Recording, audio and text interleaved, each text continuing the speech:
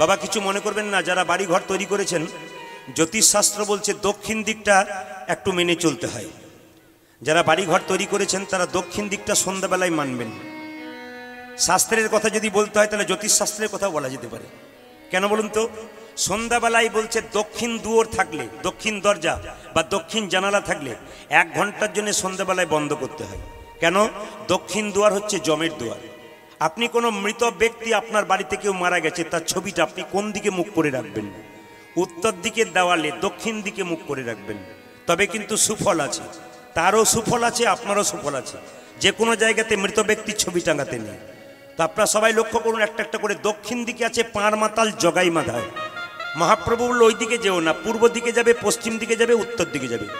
ভক্তগণ হরিনাম দিতে দিতে পূর্ব দিকে গেলেন। কি কি দেখলেন আপনারা মনে রাখবেন, আমি বুঝিয়ে দেব। প্রথমে পূর্ব দিকে গিয়ে দেখলেন একটা বিরাট বড় পাহাড়, সেখান থেকে ছোট ছোট পাথরগুলো পড়ে নিচের বড় বড় পাথরগুলোকে ভেঙে দিচ্ছে।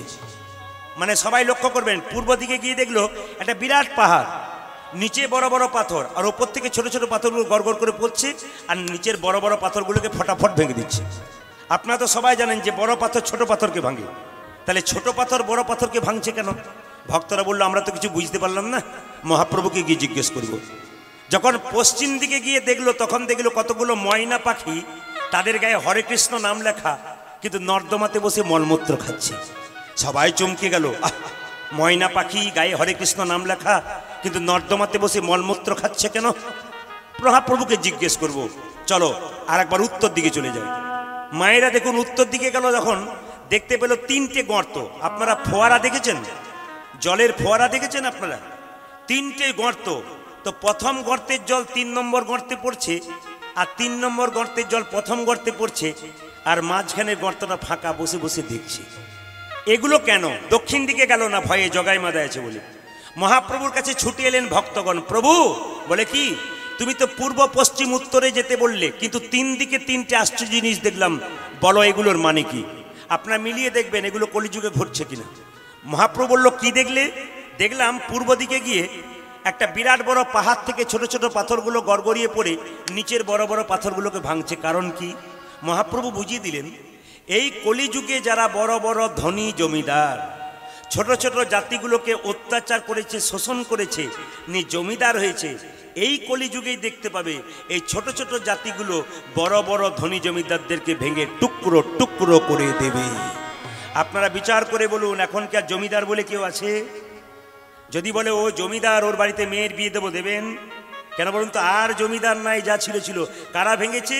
যাদের রক্ত শোষণ করে তারা বড় হয়েছে, ওই ছোট ছোট জাতিগুলো জমিদারদেরকে ভেঙে টুকরো করেছে। মহাপ্রভু যা বললেন তা প্রমাণ।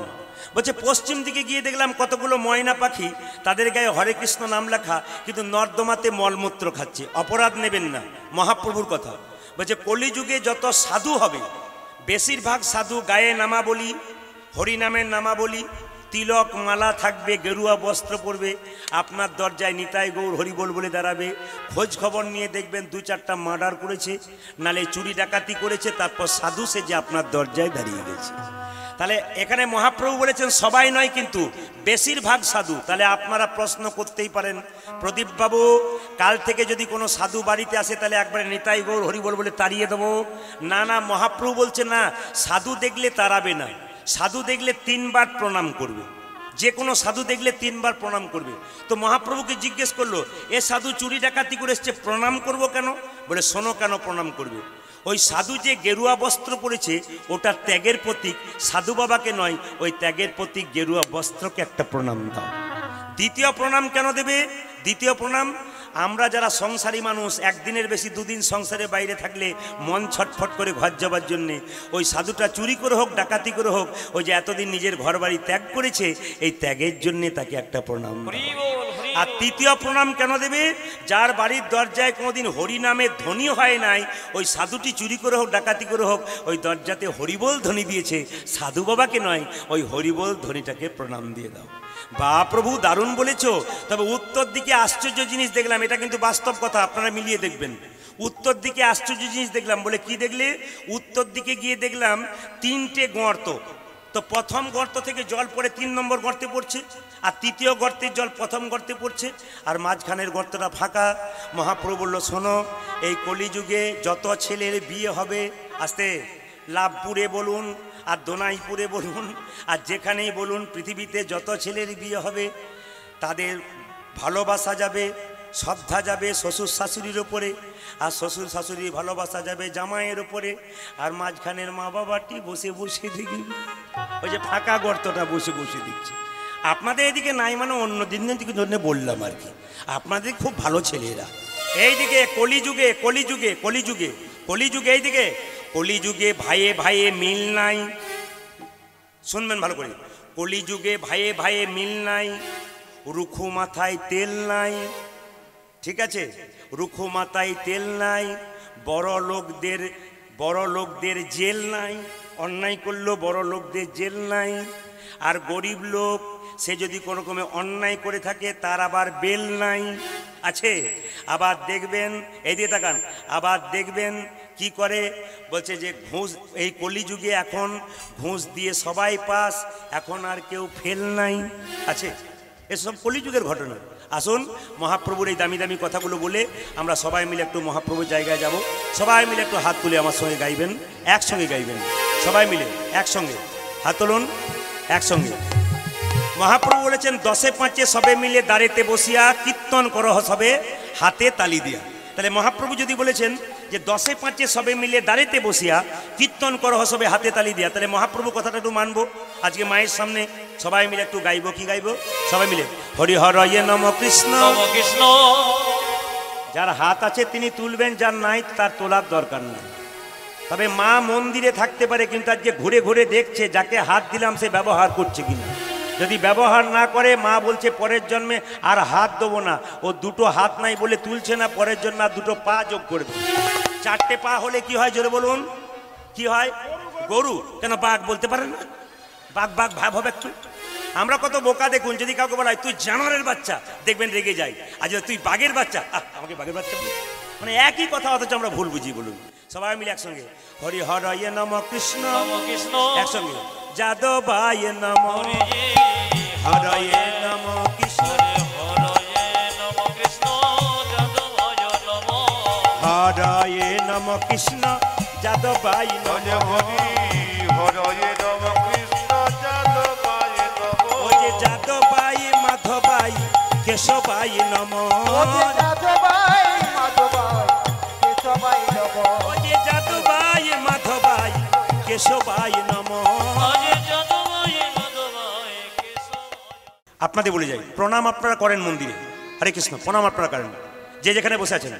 প্রণামটা কথা বলে দিই, আপনারা প্রণাম করবেন মা দুর্গাকে, মা কালীকে, দেবদেবীকে সবসময় ডান দিকে রেখে। যেমন মায়ের মন্দিরে আপনারা ঢুকছেন কিন্তু প্রণাম উল্টো করছেন। মায়ের মন্দিরে মায়ের দিকে তাকিয়ে আছে, আপনাকে প্রণামটা কিন্তু এরকম করে করতে হবে।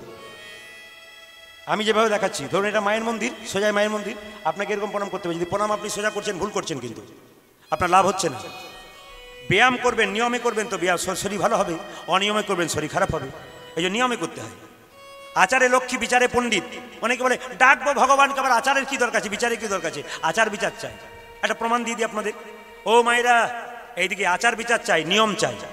এইদিকে নিয়ম ছাড়া ভগবান পাওয়া যায় না, অনিয়ম করলে হবে না, নিয়মে ডাকতে হবে। যেমন একজন ডাক্তারবাবুর কাছে একটা ছেলে গেছে, খুব ঠান্ডা লাগিয়েছে, খক খক করে কাশছে।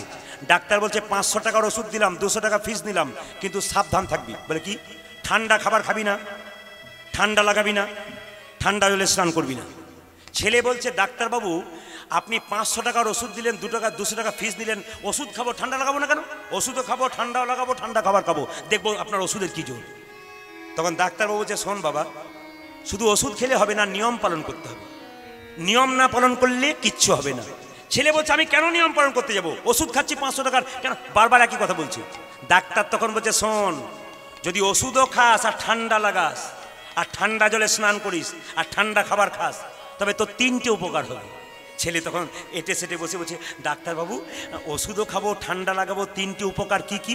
ডাক্তার বলছে শোন, তোর বাড়িতে কোনো দিন চোর ঢুকবে না, যত ঠান্ডা লাগাবি, ওষুধও খাবি, ঠান্ডা লাগাবি, তোর বাড়িতে চোর ঢুকবে না। 2 নম্বর, তোকে কোনোদিন কুকুরে কামড়াবে না। আর 3 নম্বর তুই কোনোদিন বুড়ো হবি না। ছেলে নেচে বলছে এটা আগে বলেন নাই কেন, খুব ভালো লাগছে আমার, ঠান্ডাও লাগাবো, ওষুধও খাবো, চোট ঢুকবে না, বুড়ো হব না, আর আমাকে কুকুরে কামড়াবে না। ডাক্তারবাবু একটু খুলে বলুন ভালো করে এই ব্যাপারটা কি। ডাক্তার বলছে শোন, তুই ওষুধও খাবি, ঠান্ডা লাগাবি, যত ঠান্ডা লাগাবি সারা রাত্রি খক খক করে কাশবি, চোট, হ্যাঁ দেখো কাশছি। ডাক্তারবাবু বলছে সারা রাত্রি খক খক করে কাশবি, যত চোট তোর বাড়িতে ঢুকতে আসবে বলে বেটা জেগে আছে আর ঢুকবো না, তোর কাশি আর বন্ধ হবে না। বলছে তাহলে আমাকে কুকুরে কামড়াবে না কেন? বলছে শোন কি হবে, তুই কাশতে কাশতে এমন দুর্বল হয়ে যাবি, vitamin B complex D C তোর কোনো কিছুতে কাজ হবে না, তখন তুই দুর্বল হয়ে যাবি, লাঠি নিয়ে হেঁটে হেঁটে চলবি, আর লাঠি দেখলে কুকুর তোর কাছে আসবে না, তোকে কামড়াবো না। বলছে তাই নাকি, তাহলে আমি বুড়ো হব না, চান্সটা একটু বলে দাও। বলে বুড়ো হবার চান্সই পাবি না, তার আগেই তো তুই নিতাই গৌর হরি বল। এই জন্যে মায়েরা নিয়ম থাকা চাই। নিয়মটা বলে রাখি, দেবদেবীর মন্দিরে প্রণাম করবেন কোন দিকে? ডান দিকে। আর ভগবানের মন্দিরে প্রণাম করবেন বাঁ দিকে রেখে, নিজেকে বাঁ দিকে রেখে। আর সাধুগুরু বৈষ্ণবকে প্রণাম করবেন সম্মুখে রেখে। একটু বলে রাখি, আস্তে একটু বলে রাখি, আপনারা প্রণাম করবেন পায়ে, সাধুগুরু বৈষ্ণবের পায়ে। প্রণামটা হবে কেমন? আপনার ডান হাত ওনার ডান পায়ে পড়বে, আপনার বাঁ হাত ওনার বাঁ পায়ে পড়বে। কেমনভাবে পড়বে? এমনি দিলে হবে না, এরকম দিতে হবে, তবে প্রণামটা ঠিক হবে। বাঁ হাতটা নিচে, ডান হাতটা উপরে, প্রণাম। কৃষ্ণ এরকম করে দাঁড়িয়ে আছে। লোকে বলছে কৃষ্ণ তুমি বাঁকা, বলে আমি বাঁকা নয়, তোরা বোকা। বলে কেন? তোরা উল্টো প্রণাম করিস, তাই আগে থেকে আমি উল্টে দিয়েই বসে আছি। ভগবান দেখবেন এরকম বসে থাকে বা দাঁড়িয়ে থাকে। আচ্ছা মায়েরা, আমরা পায়ে প্রণাম করবো কেন? আস্তে, মাথায় প্রণাম করতে পারতাম, পায়ে কেন করব? একটু জেনে নিন পায়ে কেন প্রণাম করব। সবাই লক্ষ্য করুন পায়ে কেন প্রণাম করব। আসলে জেনে নিন, শাস্ত্র বলছে আমাদের এইখানটা হলো, আমাদের 4টে জাতি আছে। কি? ব্রাহ্মণ, আর কি ক্ষত্রিয়, আর কি বৈশ্য, আর কি শূদ্র। শাস্ত্র বলল এইখান থেকে এই পর্যন্ত ব্রাহ্মণ। বলুন জোরে বলুন হ্যাঁ না না। কেন? মন্ত্র পাঠ করে, শুদ্ধ মন্ত্র ব্রাহ্মণ। ক্ষত্রিয়কে হাতের সামনে কেউ এলে লাঠি ছোটা না থাকলে হাত দিয়েই ক্ষত্রিয়। আর বৈশ্য মানে কি? মাল তোলা আর মাল ফেলা। সকালবেলায় মাল তুললাম, দুপুরবেলায় খালি, দুপুরবেলায় মাল তুললাম, সন্ধ্যেবেলায় খালি, আবার রাত্রিবেলায় মাল তুললাম, সকালবেলায় খালি। মানে বৈশ্যের কাজ আর কি। আর শূদ্রের কাজ কি? দেখবেন কি পালকি নিয়ে যায়, এইদিকে চল, যেদিকে যেতে বলে সেদিকে যাই, মানে ওট তো ওট, বস তো বস, শূদ্র। তাহলে এখন প্রশ্ন হবে, শাস্ত্র বলছে এই জায়গা যদি ব্রাহ্মণ হয়, এইটা যদি শূদ্র হয়, তাহলে আপনারা পায়ে কেন প্রণাম করেন, মাথায় কেন করেন না? যুক্তি তো, নিয়ম তো তাই। আপনারা মাথায় কেন করেন না? আসল কেন বলে রেখে পায়ে কেন প্রণাম করেন?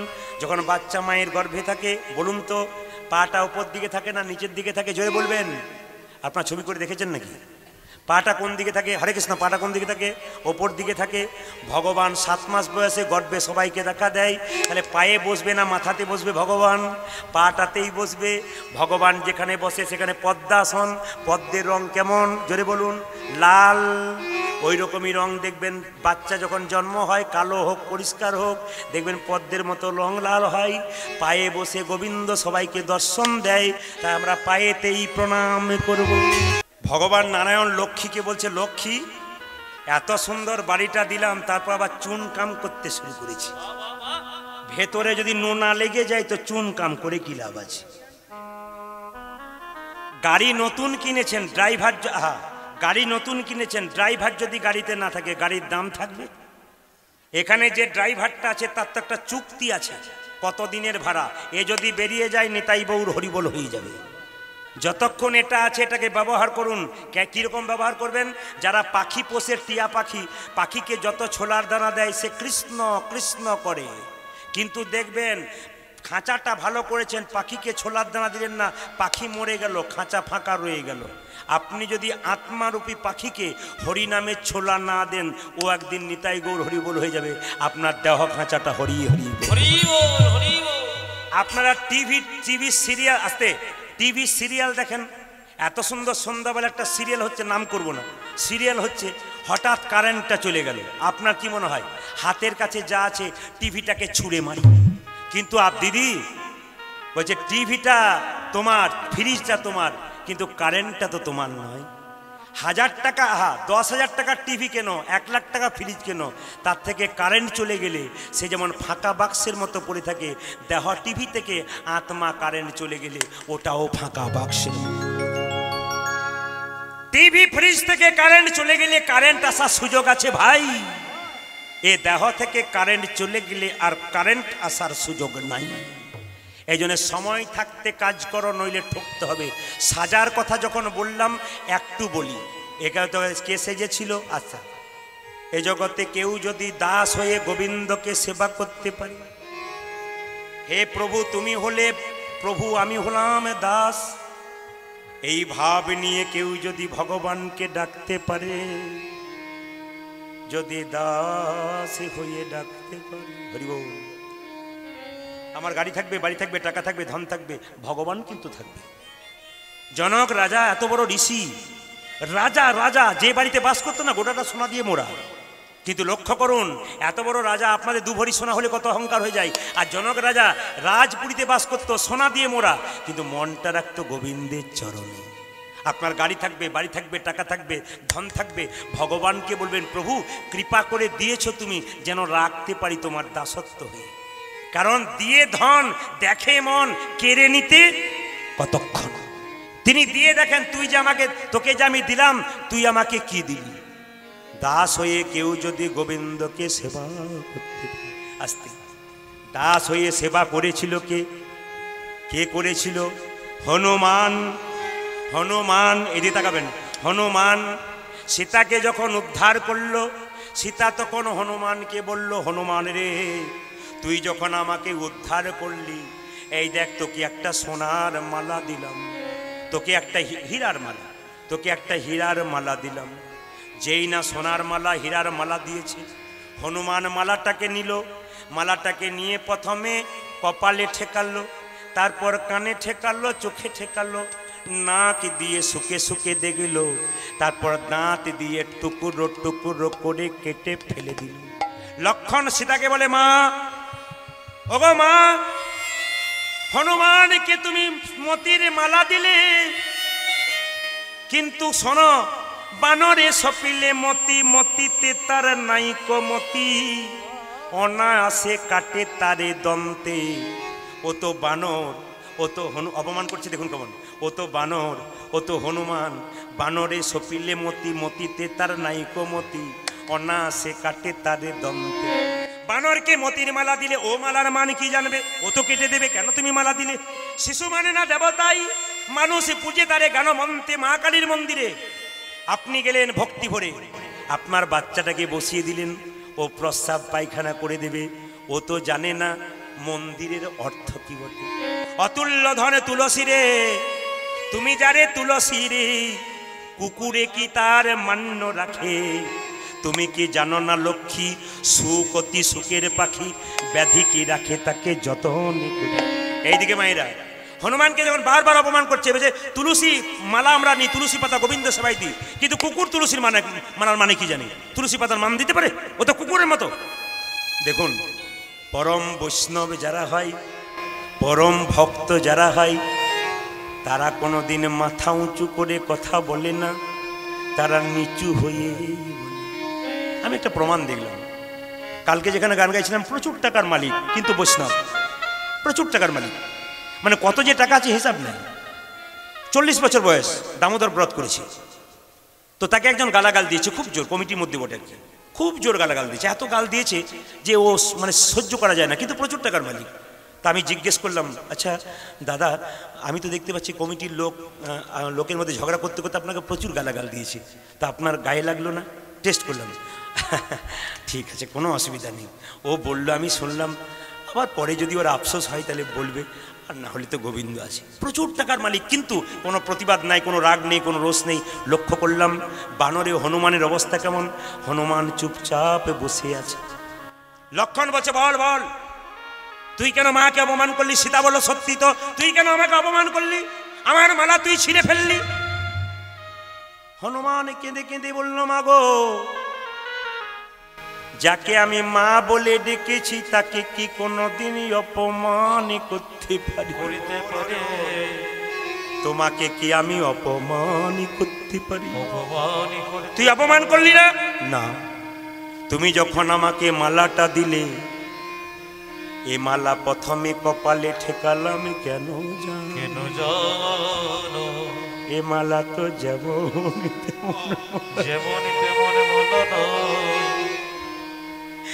এ মালা যে আমার মায়ের দেওয়া প্রেমের মালা, ভালোবাসার। একটা হনুমান পশু হয়ে জীবকে কেমন শিক্ষা দিচ্ছে দেখুন। এ মালা তো যেমন তেমন মালানো, এ মালা আমার মায়ের দেওয়া প্রেমের মালা, ভালোবাসার মালা। এ মালা কপালে ঠেকালাম মা দিয়েছে বলে, আমি কানে ঠেকালাম কেন জানো? এই মালাতে রাম নাম শোনা যায় কিনা একবার দেখে নিলাম। নাকে শুকে দেখলাম কেন জানো? এ মালাতে রাম অঙ্গের গন্ধ পাওয়া যাচ্ছে কিনা দেখে। চোখে আমি চোখে ঠেকালাম কেন জানো? এ মালাতে রাম দেখা যায় কিনা। জীব দিয়ে চেটে চেটে দেখলাম রামচরণের তুলসীর স্বাদ পাওয়া যায় কি। যখন দেখলাম এ মালাতে রাম নাম শোনা যায় না, এ মালাতে রাম দেখা যায় না, এ তো অলংকার নয়, এ তো কলঙ্কের হার। তখন আমি দাঁত দিয়ে কেটে কেটে ফেলে দিলাম। লক্ষণ মাথা নিচু করে বলে, হনুমান রে, এতদিন আমার মনে বড় অহংকার ছিল। রাম আমার দাদা, আমি আমি আমি আমি ভগবানের ভাই, আমার অহংকার ছিল। কিন্তু তোর মতো এমন করে আমি রাম ভজনা করতে পারি না। ওরে লক্ষণ, ওরে হনুমান, তুই আমাকে শিখিয়ে দে কেমন করে রাম ভজন করতে হয়। তুই যদি রামকে এত ভালোবাসিস, তবে তুই কি তোর বক্ষ মাঝে রাম দেখাতে পারবি? সঙ্গে সঙ্গে হনুমান বলল, ওগো লক্ষণ, তোমার তীরটা আমায় দাও। যেই না তীরটা দিয়েছে, অমনি হনুমান বক্ষ বিদীর্ণ করেছে। দেখে একা রাম নয়, দেখে সীতারামের যুগল মিলন। সীতারামের যুগল মিলন,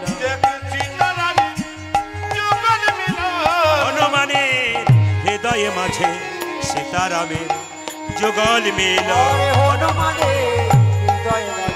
আর কি তারে মারতে পারে?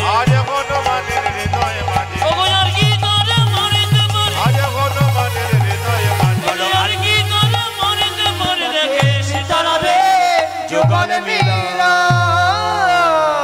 प्रेम से निताई गौर हरि हरि बोल। वैष्णव चरणे कोटि कोटि दंडवत प्रणाम। একটু জেনে নিন, কৃষ্ণ কালিয়নাগকে দমন করেছিল কি বার? একটু জেনে নেবেন, মানে কোন দিন করেছিল। সবাই বলবেন, আমি শেষে জিজ্ঞেস করব। ঝুলন পূর্ণিমার দিন কৃষ্ণ কালিয়নাগকে দমন করেছিল, ঝুলন পূর্ণিমার দিন। সেই দিনটা একজনের জন্মদিন ছিল, দাদা বলাইয়ের। মানে কৃষ্ণ যখন গোচারণে যেত, দাদা বলাইকে মা সঙ্গে দিত। কেন? যদি কৃষ্ণর কোনো ক্ষতি হয়। আজকে কৃষ্ণ জানে দাদা বলাই নাই, আজ এই ফাঁকে আমি কালিয়নাগকে উদ্ধার করে দেবো। সুযোগ মিলেছে। কিন্তু তৃতীয়টা কি? বৃন্দাবনে যেদিন কৃষ্ণ কালিয়নাগকে দমন করেছিল, সেদিন বৃন্দাবনে 12টা সূর্য উঠেছিল। প্রশ্ন করবেন, আকাশে একটা সূর্য দেখতে পায়, 12টা সূর্য উঠলো কেন? মায়েরা, কৃষ্ণ কালিয়নাগকে দমন করার জন্যে কালিদহে ঠান্ডা জলে নেমেছে, থরথর করে কাঁপছে। ভক্তগণ কেঁদে কেঁদে সূর্যদেবকে বলছে, হে সূর্যদেব, আমাদের গোবিন্দ ঠান্ডায় থরথর করে কাঁপছে, একটু ঠান্ডায় ব্যবস্থা করো, তাপ বিকিরণ করো, তুমি বহু হয়ে যাও। সূর্যদেব ভক্তের আহ্বানে একটা নয় 12টা রূপে প্রকাশ পেল এবং গোবিন্দকে সূর্যের তাপ দিল। এইবার লক্ষ্য করুন, আপনার সাপ দেখেছেন? বিষধর সাপ। হরে কৃষ্ণ। সাপ দেখেছেন? বিষধর সাপ। আচ্ছা, সাপের মাথায় এস এর মতো একটা চিহ্ন থাকে না? এস, ওটাকে আমরা কি বলি? চক্র। আচ্ছা, ওই চক্রটা কি আপনারা সবাই জানেন? ভগবান কৃষ্ণের চরণ চিহ্ন। এই জন্য সাপ দেখলে দূর থেকে, চক্র দেখলে একটু দূর থেকে প্রণাম করবেন, কারণ ওটা তো খল, ওর খল প্রবৃত্তি কখন কামড়ে দেবে বলা যায় না। কিন্তু আপনি যদি দূর থেকে ওকে প্রণাম করেন ওই চরণ চিহ্নকে, আপনার বিপদ কিন্তু কেটে যাবে। এই জন্যে প্রণাম করতে হয়। সাপেদের জীবটা দু টুকরো নাকি, না কি বলছেন? সাপেদের জীবটা কাটা নয়, কাটা। আচ্ছা কেন বলুন তো, একটু তত্ত্বটা বলে যাই। গরুর তার মায়ের দাসিত্ব মোচন করার জন্যে স্বর্গ থেকে অমৃত এনে বৃন্দাবনে কদম গাছের উপরে রেখেছিল। দেখবেন অমৃত যে খাবে সে অমর হয়ে যাবে। সাপগুলো মনে মনে ভাবছে যদি একটু অমৃত ঘাসে পড়ে গেছে, একটু চেটে চেটে খাই, তাহলে আমরা অমর হয়ে যাব। কিন্তু একটুখানি অমৃত পড়ে নাই, ওরা বেকার ঘাসে জিভ দিয়ে চেটেই যাচ্ছে। হঠাৎ দেখতে পেলে এক সময় জিভটা তাদের কেটে গেছে। আসলে ঘাসটার নাম ছিল এরকা ঘাস, যাকে আপনারা বলেন কুশ ঘাস। চাটতে চাটতে চাটতে চাটতে জিভটা কেটে গেছে। এই জন্যে সাপেদের জিভ তখন থেকে দু টুকরো হয়ে গেছে। এখন জানতে হবে কৃষ্ণ কালিয়নাগ পূর্বজন্মে কে ছিল, সাপ হলো কেন? আজকে আপনি মানুষ হয়েছেন, পরের জন্মে পশু হতে পারেন। আজকে আপনি মানুষ হয়েছেন, পরের জন্মে মহাপুরুষ হতে পারেন। আপনি আজকে মানুষ হয়েছেন, পরের জন্মে আবার মানুষ হতে পারেন। তত্ত্ব বলছে মানুষ কুলে জন্মগ্রহণ করে যে মানুষের মতো কর্ম করবে, পরের জন্মে সে মানুষ হবার চান্স পাবে। মানুষ কুলে জন্মগ্রহণ করে কেউ যদি পশুর মতো কর্ম করে, পরের জন্মে সে তো অবশ্যই পশু হবে। আর মানুষ কুলে জন্মগ্রহণ করে কেউ যদি মহাপুরুষের মতো কর্ম করে, তার দ্বিতীয় জন্ম হবে না, তার গোবিন্দের চরণ প্রাপ্ত হবে। প্রশ্ন করবেন কেন? যে ধানকে সেদ্ধ করে মাঠে ছড়ানো হয় তার যেমন দ্বিতীয় গাছ হয় না, যে দেহ হরিনামে সিদ্ধ হয়ে যায় তার দ্বিতীয় জন্ম হয় না, তার গোবিন্দের চরণ প্রাপ্ত হয়ে যায়। এই কালিয়নাগ আসতে, এই কালিয়নাগ পূর্বজন্মে ছিল রাজা চন্দ্রধ্বজ। প্রশ্ন করবেন রাজা সাপ হলো কেন? অভিশাপ। সবার কাছে নিবেদন, অভিশাপ কুড়িয়ে নেবেন না। কিন্তু সবার অভিশাপ লাগে না, আপনারা জেনে সবার অভিশাপ লাগে না। যে সত্যবাদী, যে একনিষ্ঠ, যে ভক্ত, তার অভিশাপ লেগে যাবে। একজন ব্রাহ্মণ অভিশাপ দিল, লাগবে না, নাও লাগতে পারে। সেই ব্রাহ্মণ যদি নেশা করে ঘুরে বেড়ায়, নিয়ম কানুন না মানে, আচার না মানে, ওর মুখ থেকে যত অভিশাপ বেরোক একটাও কাজে লাগবে না। কিন্তু কোনো ভক্ত যদি একনিষ্ঠ হয়, ভগবানের ভক্তি করে, সেই ভক্তকে কেউ যদি খারাপ কথা বলে আর তার ভেতর থেকে যদি একটা চিৎকার বেরিয়ে আসে অভিশাপ, দেখবেন সেটা লেগে যায়। হয়েছিল তাই রাজা চন্দ্রধ্বজের একবার পেটে যন্ত্রণা হয়েছিল, কেউ ভালো করতে পারছে না। একজন বলছে রাজা তোমার পেটের যন্ত্রণা ভালো হবে, একটা উপায় আছে। বলে কি? না, যে রাজবাড়িতে তুমি বাস করছো সেই রাজবাড়ির পাশে একটা পুকুর আছে, সেই পুকুরে একটা রাজহাঁস খেলা করছে, ওকে ধরে এনে হত্যা করে ওর পিত্তটা খাও। মায়েরা, পিত্ত তেতো না মিষ্টি? জোরে বলুন। পিত্ত তেতো? পিত্ত তেতো হয়? পিত্ত তেতো হয়? যাকে আমার জানা ছিল না, জেনে গেলাম, খুব ভালো। পিত্ত তেতো হয়, তাহলে রাজহাঁসের পিত্তটা তেতো, খেলে তোমার পেটের যন্ত্রণা ভালো হবে। রাজহাঁসকে যখন হত্যা করতে যাচ্ছে, রাজহাঁস কেঁদে কেঁদে বলছে মহারাজ আমাকে না মেরে যদি আপনার পেটের যন্ত্রণা ভালো হয় উপায় বলবো কি? যে সরোবর থেকে আমাকে ধরে আনলে সেই সরোবরের উত্তর দিকে একটা গাছ আছে, ওই গাছের উপর এক মুনি বসে বসে ধ্যান করছে, কিন্তু চরণ দুটো ঝুলছে। আপনি যান সোনার পাত্র নিয়ে, মুনির চরণ ধোয়া জল পান করলে আপনার পেটের যন্ত্রণা ভালো হবে। বন্দি কর রাজহাঁসকে, দেখি সত্যতা মিলছে কিনা। রাজা কি করলো?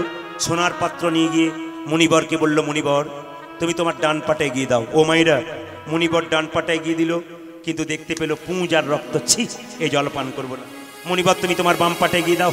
বাম পায়ে গিয়ে দিল, দেখলো পুঁজ রক্ত তো রয়েছে, ছোট ছোট পোকা কিলবিল করছে। না, এই জল আমি পান করতে পারবো না। কিন্তু তিনি একটা ভালো কাজ করলেন। কি? বৈষ্ণবের চরণ ধোয়া জল মাথায় করে আনলেন। আজকালকার যুগে দেখবেন চরণ ধোয়া জল কেউ খেতে চায় না। কেন? বিজ্ঞান নিয়ে পড়াশোনা করেছে, জীবাণু থাকবে, করবো না। কিন্তু জেনেবেন গঙ্গার জল যেমন বাড়িতে আনলে ঘোলা লাগে, 10 দিন পর পরিষ্কার হয়, পরম বৈষ্ণবের চরণ ধোয়া জল আপনি প্রথমে ধোবেন, ঘোলা ঘোলা লাগবে, বোতলে ভরবেন, 10 দিন পরে পরিষ্কার লাগবে। ওই বৈষ্ণবের চরণ ধোয়া জল যদি কোনো ব্যক্তি চঞ্চল হয়, কোনো মা চঞ্চল হয়, কোনো বাচ্চা চঞ্চল হয়, তার মাথায় যদি দেয়, আস্তে আস্তে শীতল হয়ে যায়। বাড়ির চারিদিকে ছড়িয়ে দিলে সুখ শান্তি আসে। আমরা জানি অনেক কিছু, কিন্তু আমরা করি না।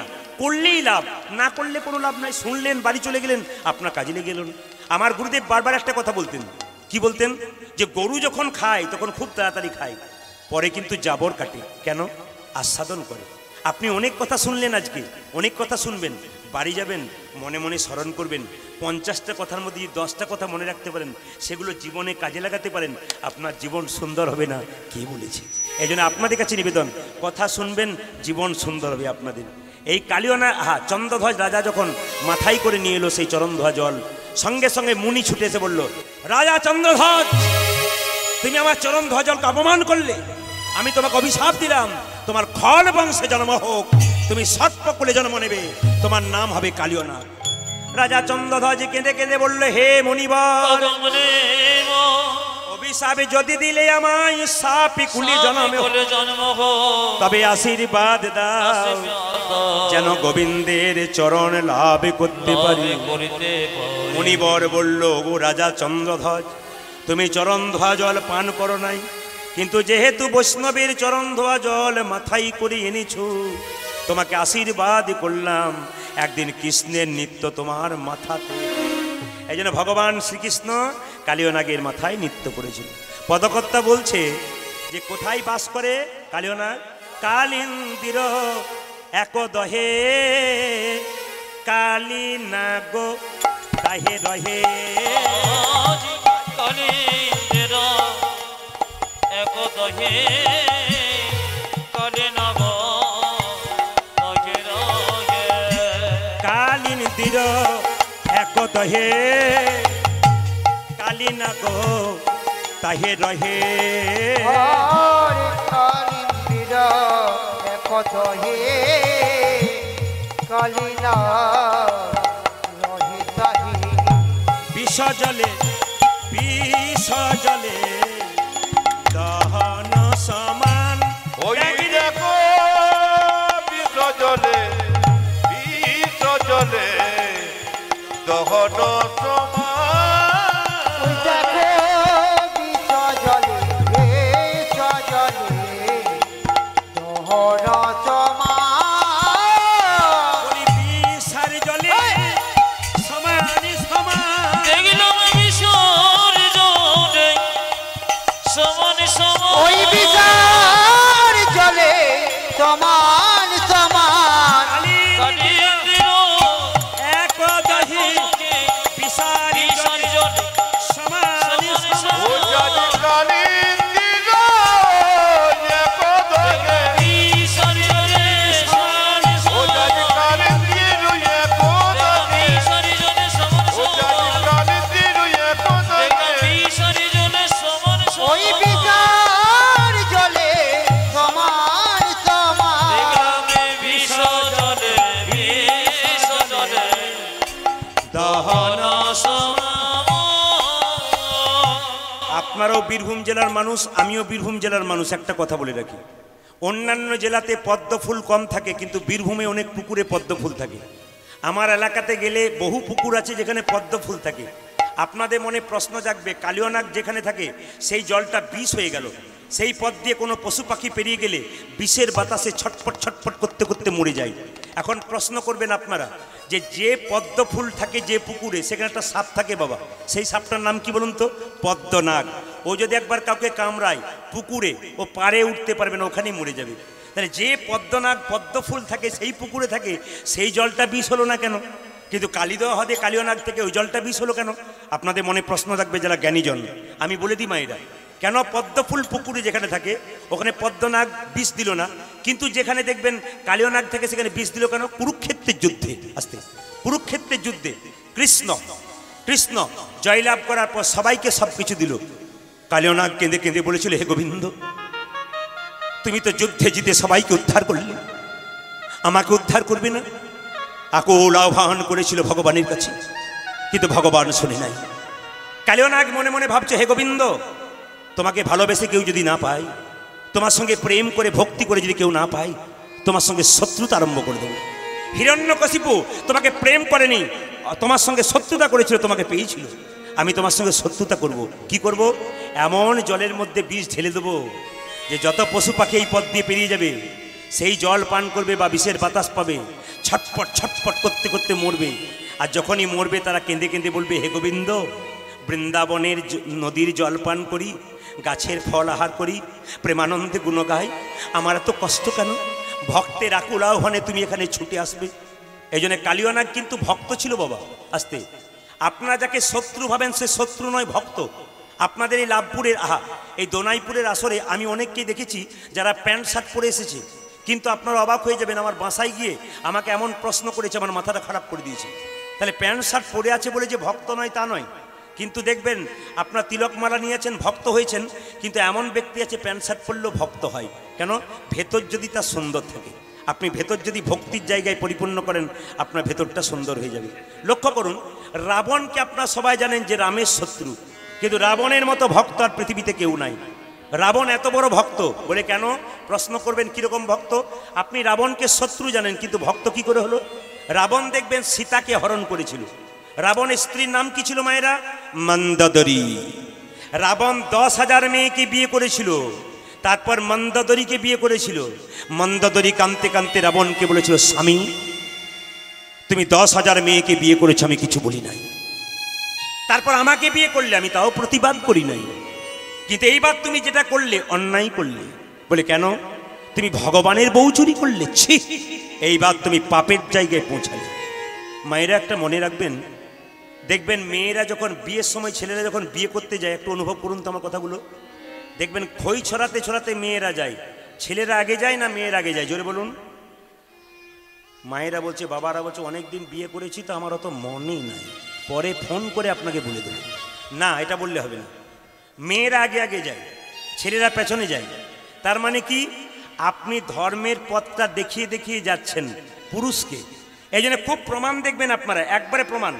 কোনো পুরুষ যদি সমাজে আঁকা বাঁকা হয়, মানে টেরা বেঁকা, দেখতে টেরা বেঁকা নয়, একটু নেশা টেশা করে, চরিত্রের দোষ থাকে, স্ত্রী যদি স্ত্রীর মতো হয়, তাহলে সেই স্বামীকে সোজা করে দেয়। কোনো স্বামী ধরুন কৃষ্ণ ভক্ত নয়, তার স্ত্রী কিন্তু খুব কৃষ্ণ ভক্ত, দেখবেন ওকে ওই পথে নিয়ে যায়। কিন্তু 100% গ্যারান্টি দিচ্ছি, কোনো মেয়ে যদি কৃষ্ণ ভক্ত না হয়, স্ত্রী, তার স্বামী যদি কৃষ্ণ ভক্ত হয়, কোনো মতে ওকে ভক্তি টানে টানতে পারবে না। অনেক জায়গায় দেখেছি, অনেকেই ভক্তি করে, দাদা সব করলাম, আমার ঘরণীকে টানতে পারলাম না। আমি বললাম, খই ছড়াতে ছড়াতে আগে কে গিয়েছিল? সেদিন আপনি আগে যেতে পারতেন, তাহলে আপনার কাজ হয়ে যেত। আপনি পেছনে ছিলেন বলে আপনার হয় নাই। সেই জন্য আপনাদেরকে বলে কি, দেখবেন আপনারা মায়েরা, মেয়েরা কিন্তু সাবধান করে দেয়। বারবার মন্দোদরী বলছে, স্বামী তুমি অন্যায় করলে, সীতাকে হরণ করলে। বারবার যখন বলছে সীতাকে হরণ করলে, তখন রাবণ মাথা নিচু করে আছে। মন্দোদরী বলল, আমি জানি তুমি কোনো উত্তর দিতে পারবে না। সঙ্গে সঙ্গে রাবণ মাথা নিচু করে বলেছিল, মন্দোদরী, সীতা যে আমার মা। সীতা তোমার মা? হ্যাঁ। চুপ করো। সীতা তোমার মা? হরণ করলে, চুরি করলে, মা? হ্যাঁ আমার মা। সীতা যদি তোমার মা, তবে তুমি রাজপুরীতে সীতাকে রাখলে না কেন? অশোক বনে রাখলে কেন? রাবণ বলেছিল, মন্দোদরী, যে রাজপুরী তুমি দেখতে পাচ্ছ, ওটা রাজপুরী নয়, ওটা পাপের পুরী। আমি মাকে অশোক বনে রেখেছি। অশোক বন মানে কি? যেখানে শোক নাই, যেখানে দুঃখ নাই। মন্দোদরী আবার বলেছিল, চুপ করো, মিথ্যে কথা বলছো তুমি। বলে কেন? অশোক বনে তোমার লোক বারবার সীতাকে আঘাত করছে, আর তুমি চুপ করে বসে আছো। রাবণ তখন বলছে, শোনো শোনো মন্দোদরী, শোনো শোনো মন্দোদরী, কেন আমার লোক সীতাকে বারবার আঘাত করে? আঘাতে করে নদীতে যদি নৌকা বাঁধা থাকে, সেই নৌকায় যদি কেউ বারবার আঘাত করে, তবে কেউ ছুটে আসুক আর না আসুক, নৌকার মালিক কিন্তু ছুটে আসে। সীতা হলো আমাদের পরপারের নৌকা। পরপারের নৌকা। সীতাকে যদি বারবার আঘাত করা হয়, কেউ ছুটে আসুক আর না আসুক, সীতাপতি রামচন্দ্র ছুটে আসবে। আর যেদিন রামচন্দ্র ছুটে আসবে, বাইরে যেতে হবে না, আমি ঘরে বসেই প্রভুর চরণে লাভ করি। রাবণ কত বড় ভক্ত দেখুন। সঙ্গে সঙ্গে বলছে, তা তুমি কাঁদছো না কেন? তোমার মাকে আঘাত করছে বলছে। বলছে, এখন থেকে কেঁদে কেঁদে যদি সব চোখের জলে ফেলে দেব, যেদিনে প্রভু রামচন্দ্র আসবে, সেদিনে তার চরণে বলো কি দেব। দেখুন তাহলে রাবণ কত বড় ভক্ত। তাহলে কালিয়নাগও সেরকম ভক্ত। সেই পথ দিয়ে যেই যায়, তাকে বিষের বাতাসে ছটফট করতে করতে মেরে দেয়।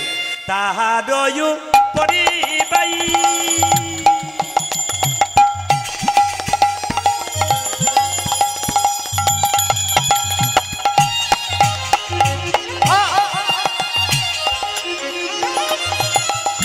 যদি পাখি উড়ে যাই, তাহার উপরে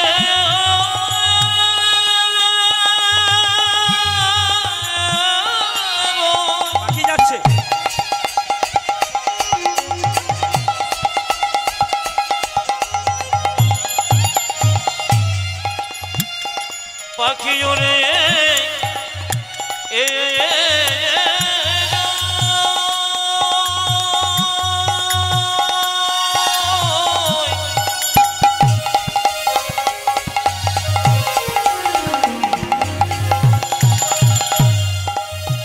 পাখি ওরে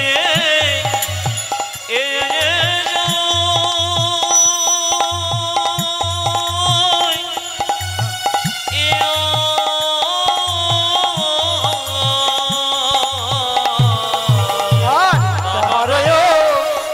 উপরে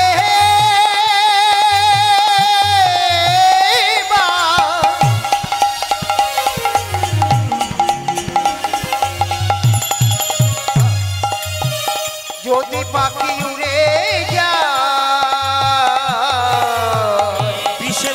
বিষের জ্বালাই তেজয়ে প্রাণ ওই দেখো বিচের জ্বালায় তেজয় প্রাণ।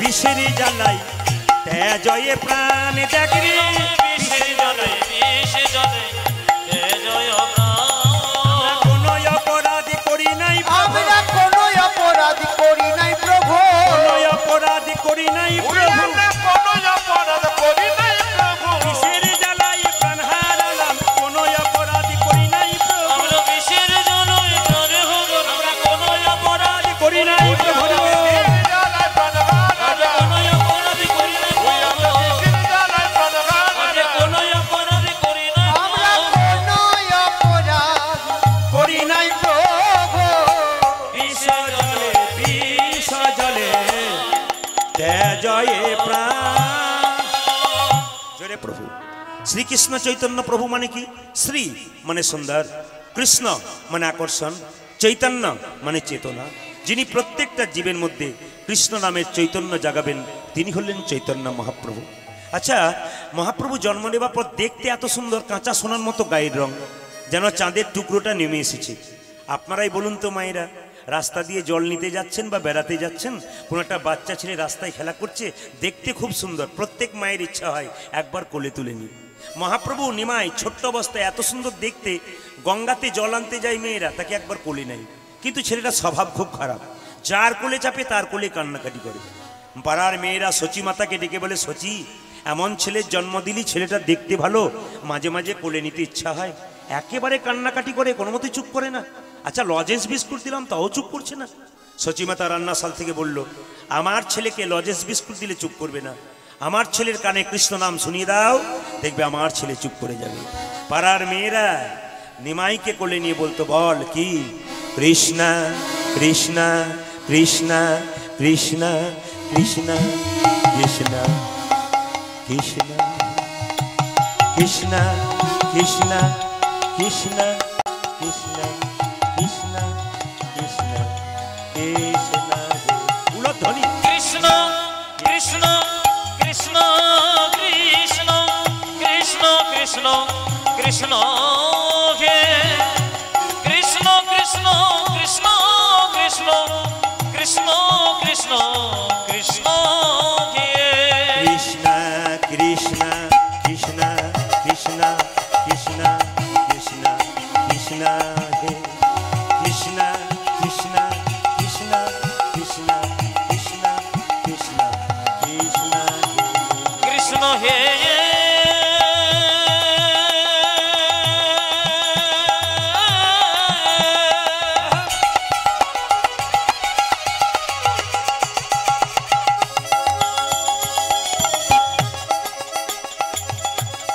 কৃষ্ণ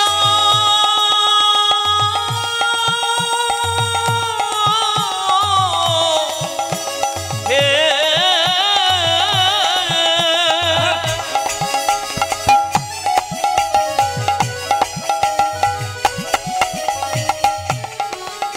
তুমি দেখো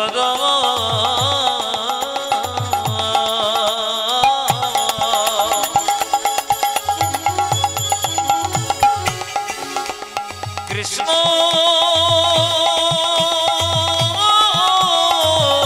কৃষ্ণ হে কৃষ্ণ হে কৃষ্ণ হে কৃষ্ণ কৃষ্ণ হে কৃষ্ণ কৃষ্ণ হে কৃষ্ণ হে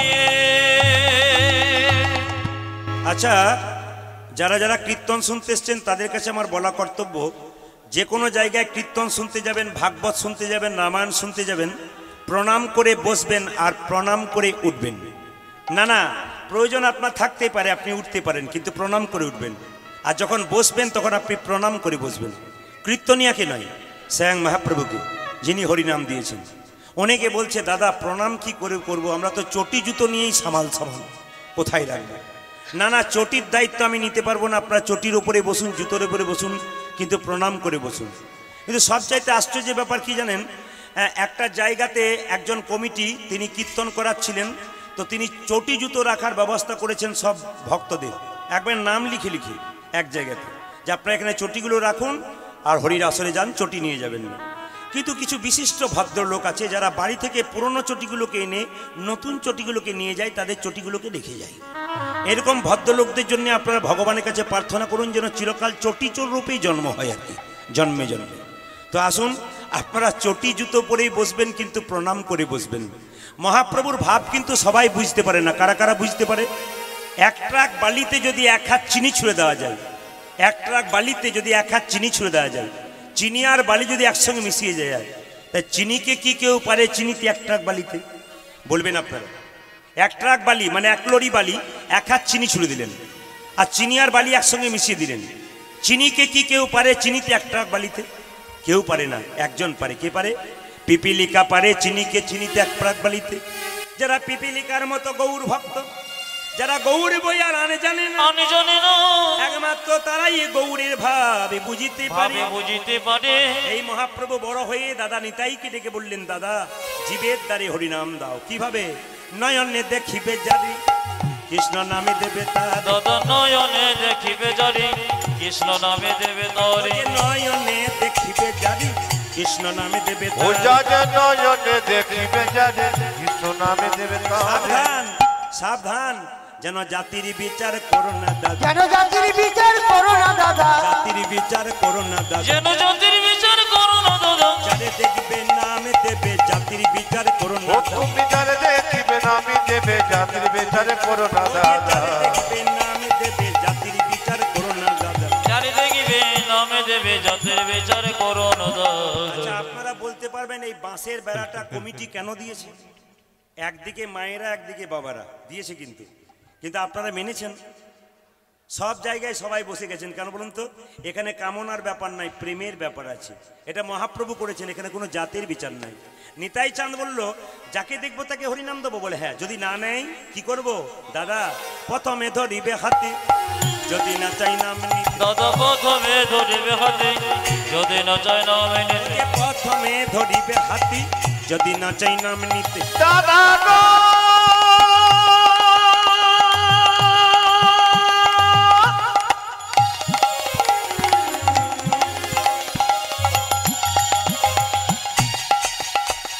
সানি দানি দাবা দাবা বাবা মাগা মাগা রে গারে সাসা। আর প্রথমে ধরিবে হাতে, যদি না চাই নাম এই নিতে। যে হাতে ধরে বলবে ঘটি, তুমি হাতে ধরে বলবে হাতে ধরে বলবে ও ঘটি, তুমি হাতে ধরে বলবে ওই যে বলাবে ঘটি বলবে ঘটি, হাতে ধরে বলবে ঘটি, তুমি বলাবে হরি বলবে হরি, হাতে ধরে বলবে ও যে বলাবে ঘটি বলবে ঘটি, হাতে ধরে বলবে ঘটি। দাদা বলবে হরি বলবে হরি, হাতে ধরে বলবে হাতে হরি। ধরার পর যদি হরিনাম না নেয়, শেষ উপায় কি? পাছে তারও লোটাইবে পাই, ওই দাদা গো পাছে তারো, পাছে তারো লোটাইবে দাদা, পাছে তারো, পাছে তারো, লুটাইবে পা। বলি পায়ে ধরে বলিবে ঘড়ি, দাদা পায়ে ধরে বলিবে ঘড়ি। দাদা পায়ে ধরে বলবে হরি, তুমি বলাবে হরি বলিবে ঘড়ি, পায়ে ধরে বলিবে হরি। ও বলাবে ঘড়ি বলিবে ঘড়ি। হরি বলিবে হরি, বলাবে হরি বলিবে ঘড়ি। ওই যে দাদা পায়ে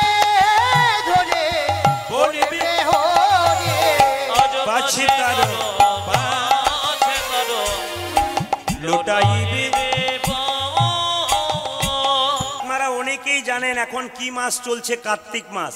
12 মাসের মধ্যে 3টে মাস খুব দামি, একটা বৈশাখ মাস, একটা মাঘ মাস, একটা কার্তিক মাস। বৈশাখ মাসে কি করতে হয়? জল দান করতে হয়, যাকে দেখবেন তাকে জল দান করবেন। আর মাঘ মাসে কি করতে হয়? স্নান করতে হয়। আর কার্তিক মাসে কি করতে হয়? দীপ দান করতে হয়। আপনি ভগবানের চরণে, আপনারা যারা করেন না তাদের কাছে নিবেদন রইল, মায়েদের বাবাদের কাছে একটা নিবেদন রইল, এটা দামোদর মাস কিন্তু অনেকে পালন করছে, বহু বহু ভক্ত। কালকে আমি মালদা থেকে 60 কিলোমিটার দূরে ছিলাম, 2 দিন ছিলাম ওখানে। তো আপনারা অবাক হয়ে যাবেন, যত ভক্ত এসছে সব তিলকমালা নিয়ে, এবং সবাই কিন্তু দামোদর ব্রত করছে আর কি। এটা আশ্চর্যের ব্যাপার। এই দামোদর মাসে কিন্তু দীপ দান করতে হয়। আপনি ভগবানের চরণে, এইদিকে তাকাবেন, ভগবানের চরণে একটা প্রদীপ নিয়ে, ঘিয়ের প্রদীপ নিয়ে সন্ধ্যাবেলাতে এইরকমভাবে নয় কিন্তু, এইরকমভাবে চরণে দেবেন 4 বার। একটু মনে রাখবেন কাল থেকে সন্ধ্যেবেলায়, আর যটা দিন আছে, চরণে দেবেন 4 বার, এরকম করে 4 বার ঘোরাবেন। ভগবানের নাভিতে দেবেন কবার? নাভিতে দেবেন 2 বার। আর ভগবানের বদনে দেবেন, বদন মানে মুখে দেবেন, মুখটাতে ঘোরাবেন। আর গোটা শরীরে ঘোরাবেন 7 বার। মনে থাকবে? আচ্ছা, চরণে কবার? 17 বার নাকি? ও আচ্ছা আচ্ছা, একজন বলছে 7 বার না কত। চরণে কবার? 4 বার। হ্যাঁ, একটু আঙুল দিয়ে দেখান। নাভিতে কবার? 2 বার। আর কপালে মানে মুখমণ্ডলে কবার? 3 বার। আর গোটা শরীরে, এই তো আপনাদের মুখস্থ হয়ে গেছে, অসুবিধা নেই। এই কার্তিক মাসে দীপদান করতে হয়। এই কার্তিক মাসে কিছু জিনিস খেতে নাই, একটু বলে দিই। যারা খেয়েছেন তারা অন্যায় করে ফেলেছেন, চেষ্টা করবেন বাড়িতে, গৃহস্থের মঙ্গল হয় কিন্তু। কি? পটল খেতে নাই। একজন বলছে আজই তো আমি খেয়ে এলাম, পটল খেতে নেই। আচ্ছা, বেগুন খেতে নাই আছে আজকে এই কার্তিক মাসে। আর কি খেতে নেই? এদিকে শাক খেতে নেই। কেন? ওইটা বলবো না। শাক খেতে নেই কেন মায়েরা? শাকের মধ্যে পোকা থাকে কিন্তু, শাক খাবেন না এই কার্তিক। নিয়ম আর কি, যেটা শাস্ত্র বলছে সেটা বলছি। এবার আপনারা করবেন সেটা, ডাক্তারবাবু প্রেসক্রিপশনে ওষুধ লিখছে, আপনি খাবেন না খাবেন সেটা তো আপনার ব্যাপার। এই জন্য আমি বলে যাচ্ছি কেবলমাত্র, পটল খাবেন না, বেগুন খাবেন না, বরবটি খাবেন না, মাছ কলাই খাবেন না, এই 4টা জিনিস খাবেন না। আর কার্তিক মাসে একটু ভগবানের নাম করবেন। আজকে আপনারা কত ভাগ্যবান ভাগ্যবতী যারা আজকে হরিবাসরের নাম করছেন। গোটা কার্তিক মাসে যে দামোদর ব্রত করছে মানুষেরা, আজকে কিন্তু আপনাদের একটা বিরাট ফল হয়ে যাচ্ছে যদি আপনারা কেউ কীর্তন করতে পারেন সবাই। ওই জন্য আজকে কীর্তনটা করাচ্ছি সবাই মিলে।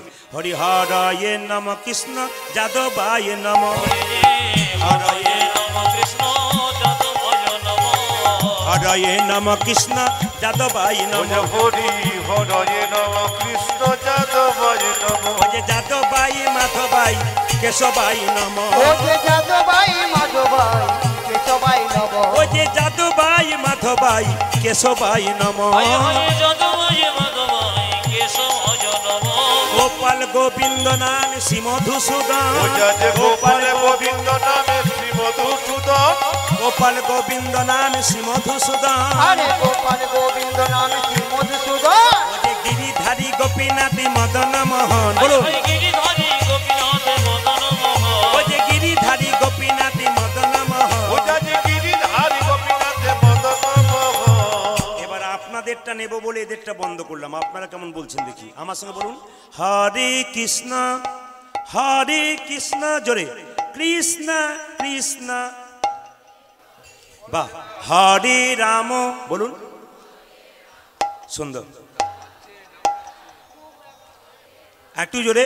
হরে কৃষ্ণ জোরে, কৃষ্ণ,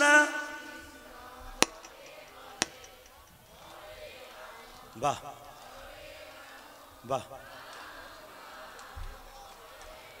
যারা দূরে বসেছে তারা ভাবছে বাঁচলাম বাবা, শান্তি পেয়েছি। কেন? ভাগ্যের সামনে যত জ্বালা সব সামনে। হ্যাঁ হ্যাঁ, যারা ফার্স্ট বয় তারা তো সামনে বসে, যত জ্বালা তো তাদের, কিন্তু যত জ্বালা তত তাদের আলো ভালো। কেন বলুন তো? যত কষ্ট পাবেন তত কৃষ্ণ মিলবে না। যারা দূরে দাঁড়িয়ে আছে, আমি দেখতে পাচ্ছি দাঁড়িয়ে আছে কিন্তু নাম করছে, কিন্তু আপনি নাম করবেন না, ফাঁকি দেবেন, সেটা আপনার ব্যাপার। আপনার সবাই মিলে একটু বলুন, একসঙ্গে বলুন, এরা বলবে না, আপনার বলুন। হরে কৃষ্ণ জোরে, হরে কৃষ্ণ কৃষ্ণ কৃষ্ণ, হরে রাম, দারুণ দারুণ, বাহ। আরেকবার, হরে কৃষ্ণ জোরে, হরে কৃষ্ণ, বাহ বাহ। ডান দিকে বলছে না কিন্তু, বাহ। দাঁড়ান দাঁড়ান, আপনাদের কি আগে ওই কীর্তনের দল ছিল নাকি? দারুণ গাইছেন কিন্তু, বলুন সবাই মিলে হরে কৃষ্ণ হরে কৃষ্ণ কৃষ্ণ কৃষ্ণ হরে হরে, বলুন হরে রাম হরে রাম রাম রাম হরে হরে। হরে কৃষ্ণ কৃষ্ণ কৃষ্ণ হরে হরে, হরে রাম রাম রাম হরে হরে। হরে কৃষ্ণ কৃষ্ণ কৃষ্ণ হরে হরে, হরে রাম রাম রাম হরে হরে। এ হরে কৃষ্ণ কৃষ্ণ কৃষ্ণ হরে হরে, হরে রাম রাম হরে হরে। হরে কৃষ্ণ কৃষ্ণ কৃষ্ণ হরে হরে, হরে রাম রাম রাম হরে হরে। হরে কৃষ্ণ কৃষ্ণ কৃষ্ণ হরে হরে, হরে রাম রাম রাম হরে হরে। রাধা রানী কি, যে পরিমাণ ভক্ত হয়েছে একটু জোরে আশা করছিলাম। রাধা রানী কি, যাক বেড়েছে আরো বাড়বে বাঁ দিকে। রাধা রানী কি, বাহ, এত জোরে বলবেন যেন লাভপুর পর্যন্ত যায়। শ্যাম সুন্দর কি, বাহ বাহ বাহ। মদন মোহন কি, হরিবাসর কি, কালী মাতা কি, সাধুগুরু বৈষ্ণব কি, দীনপঞ্চন অনেক গাই গৌরাঙ্গ চরি, চরিতে পুরবের ভাব গোরা আমার মনেতে পড়ি। ওগো দিন গৌরবের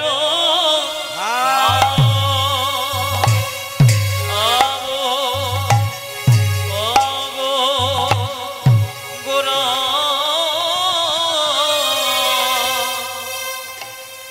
আজ মনে দেব, মনে দেব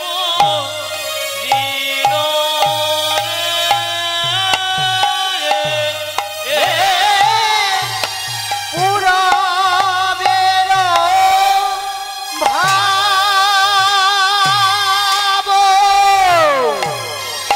গোরা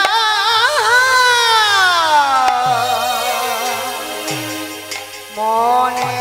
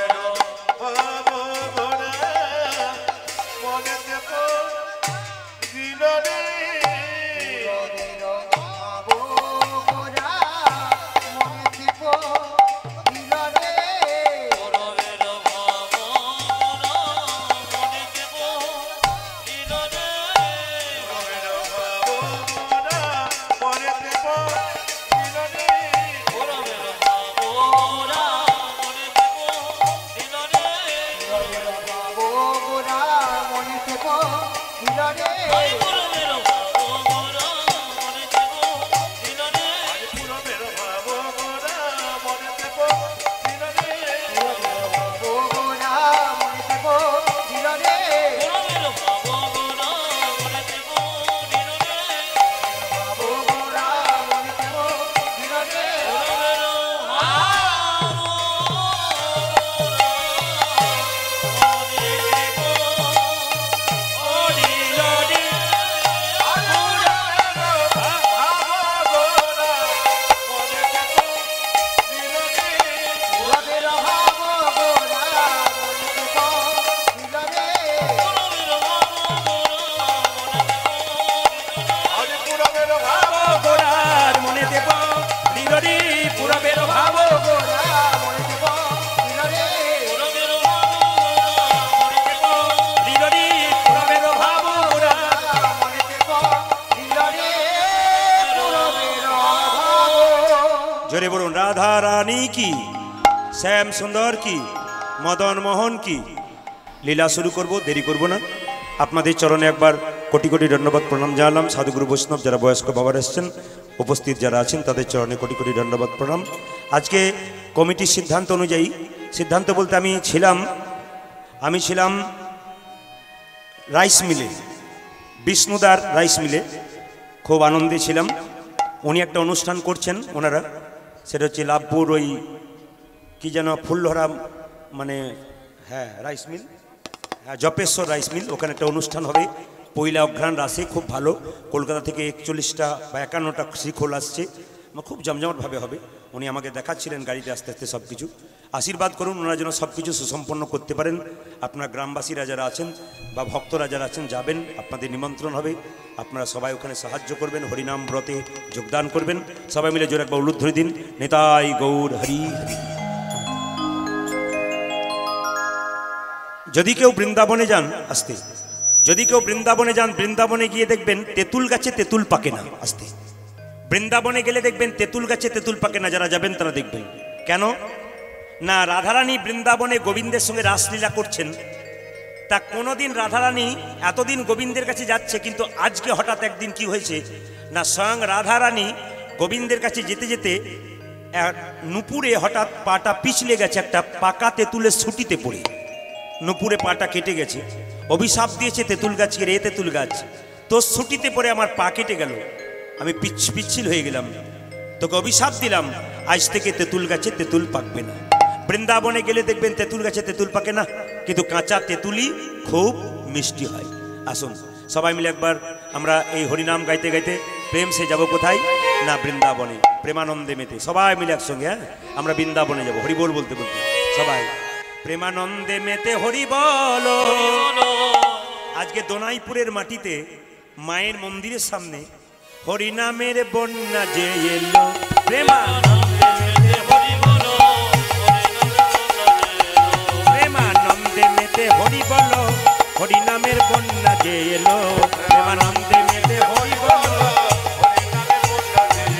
প্রেমানন্দে মেতে হরি বলো হরিনামের বন্যা যে এলো প্রেমানন্দে মেতে হরি বল হরি নামের বন্যা যে এলো ভাইরা এমন বন্যা দেখি নাই শুকনাতে তলাই ডুবলো দেশের নর নারী জাতের বিচার নাই এমন বন্য দেখি নয় শুকনো চিত নয় ডুবলো দেশে নর নারী জাতের বিছানায় এমন বন্যা দেখি নাই শুকনাতে তলাই ডুবলো দেশের নর নারী জাতের বিচার নাই এমন বন্যা বন্যা দেখি নাই শুক্র যে তলায় দেশের নর নারী দেখো হরিদাস ও দেখো হরিদাস ও দেখো হরিদাস কাজীর ছেলে সেও বুঝি ডুবলো দেখো হরিদাস দেখো হরিদাস ও দেখো হরিদাস এই কাজীর ছেলে সে হরে ডোবে না প্রেমানন্দে মেতে হরি বলো হরিনামের বন্যা নিতাই গৌর হরি বল মেতে হরি বলো হরি নামে বন্যা যে এলো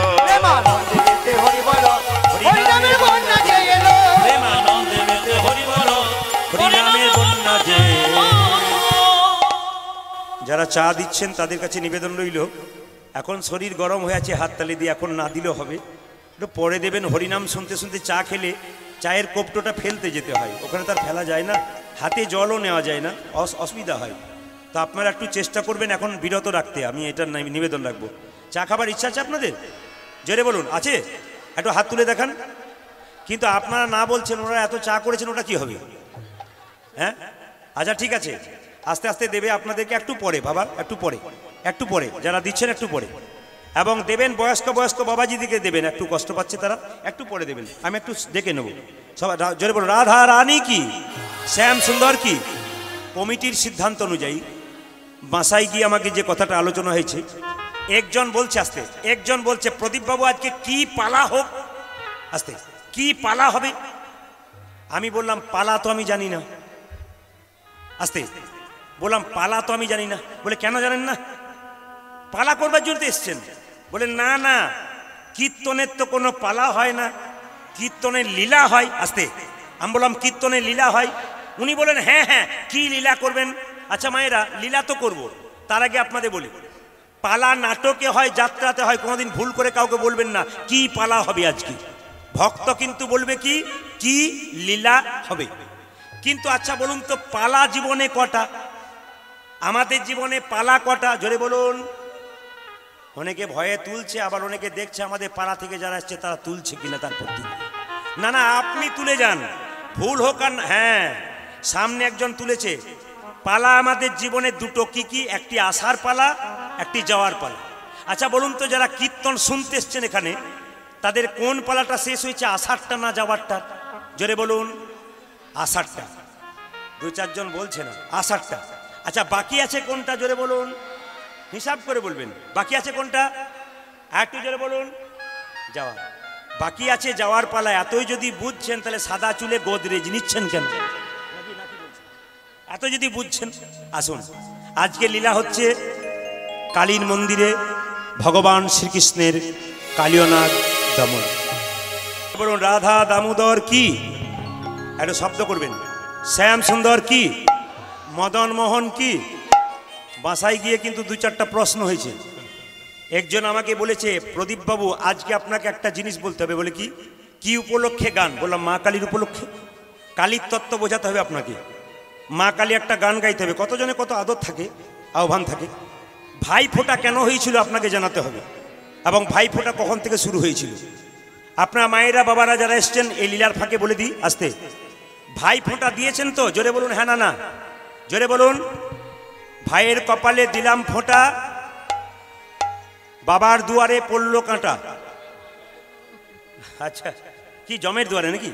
আচ্ছা ভাইয়ের কপালে দিলাম ফোঁটা, জমের দুয়ারে পড়লো কাঁটা। আমি দিই আমার ভাইকে ফোঁটা, যমুনা দেয় জমকে ফোঁটা। আর জম হয় চিরজীবী, আমার ভাইও যেন হয় চিরজীবী। বলবেন না দীর্ঘজীবী। একটা একটা করে তত্ত্ব বুঝিয়ে দিই।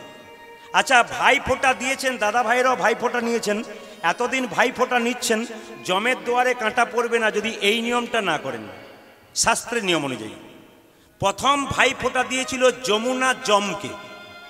সূর্যদেব দেখতে পাচ্ছেন আকাশের, আস্তে, এই সূর্যদেবের একটা ছেলে একটা মেয়ে, কে কে বলুন তো? যমুনা আর জম।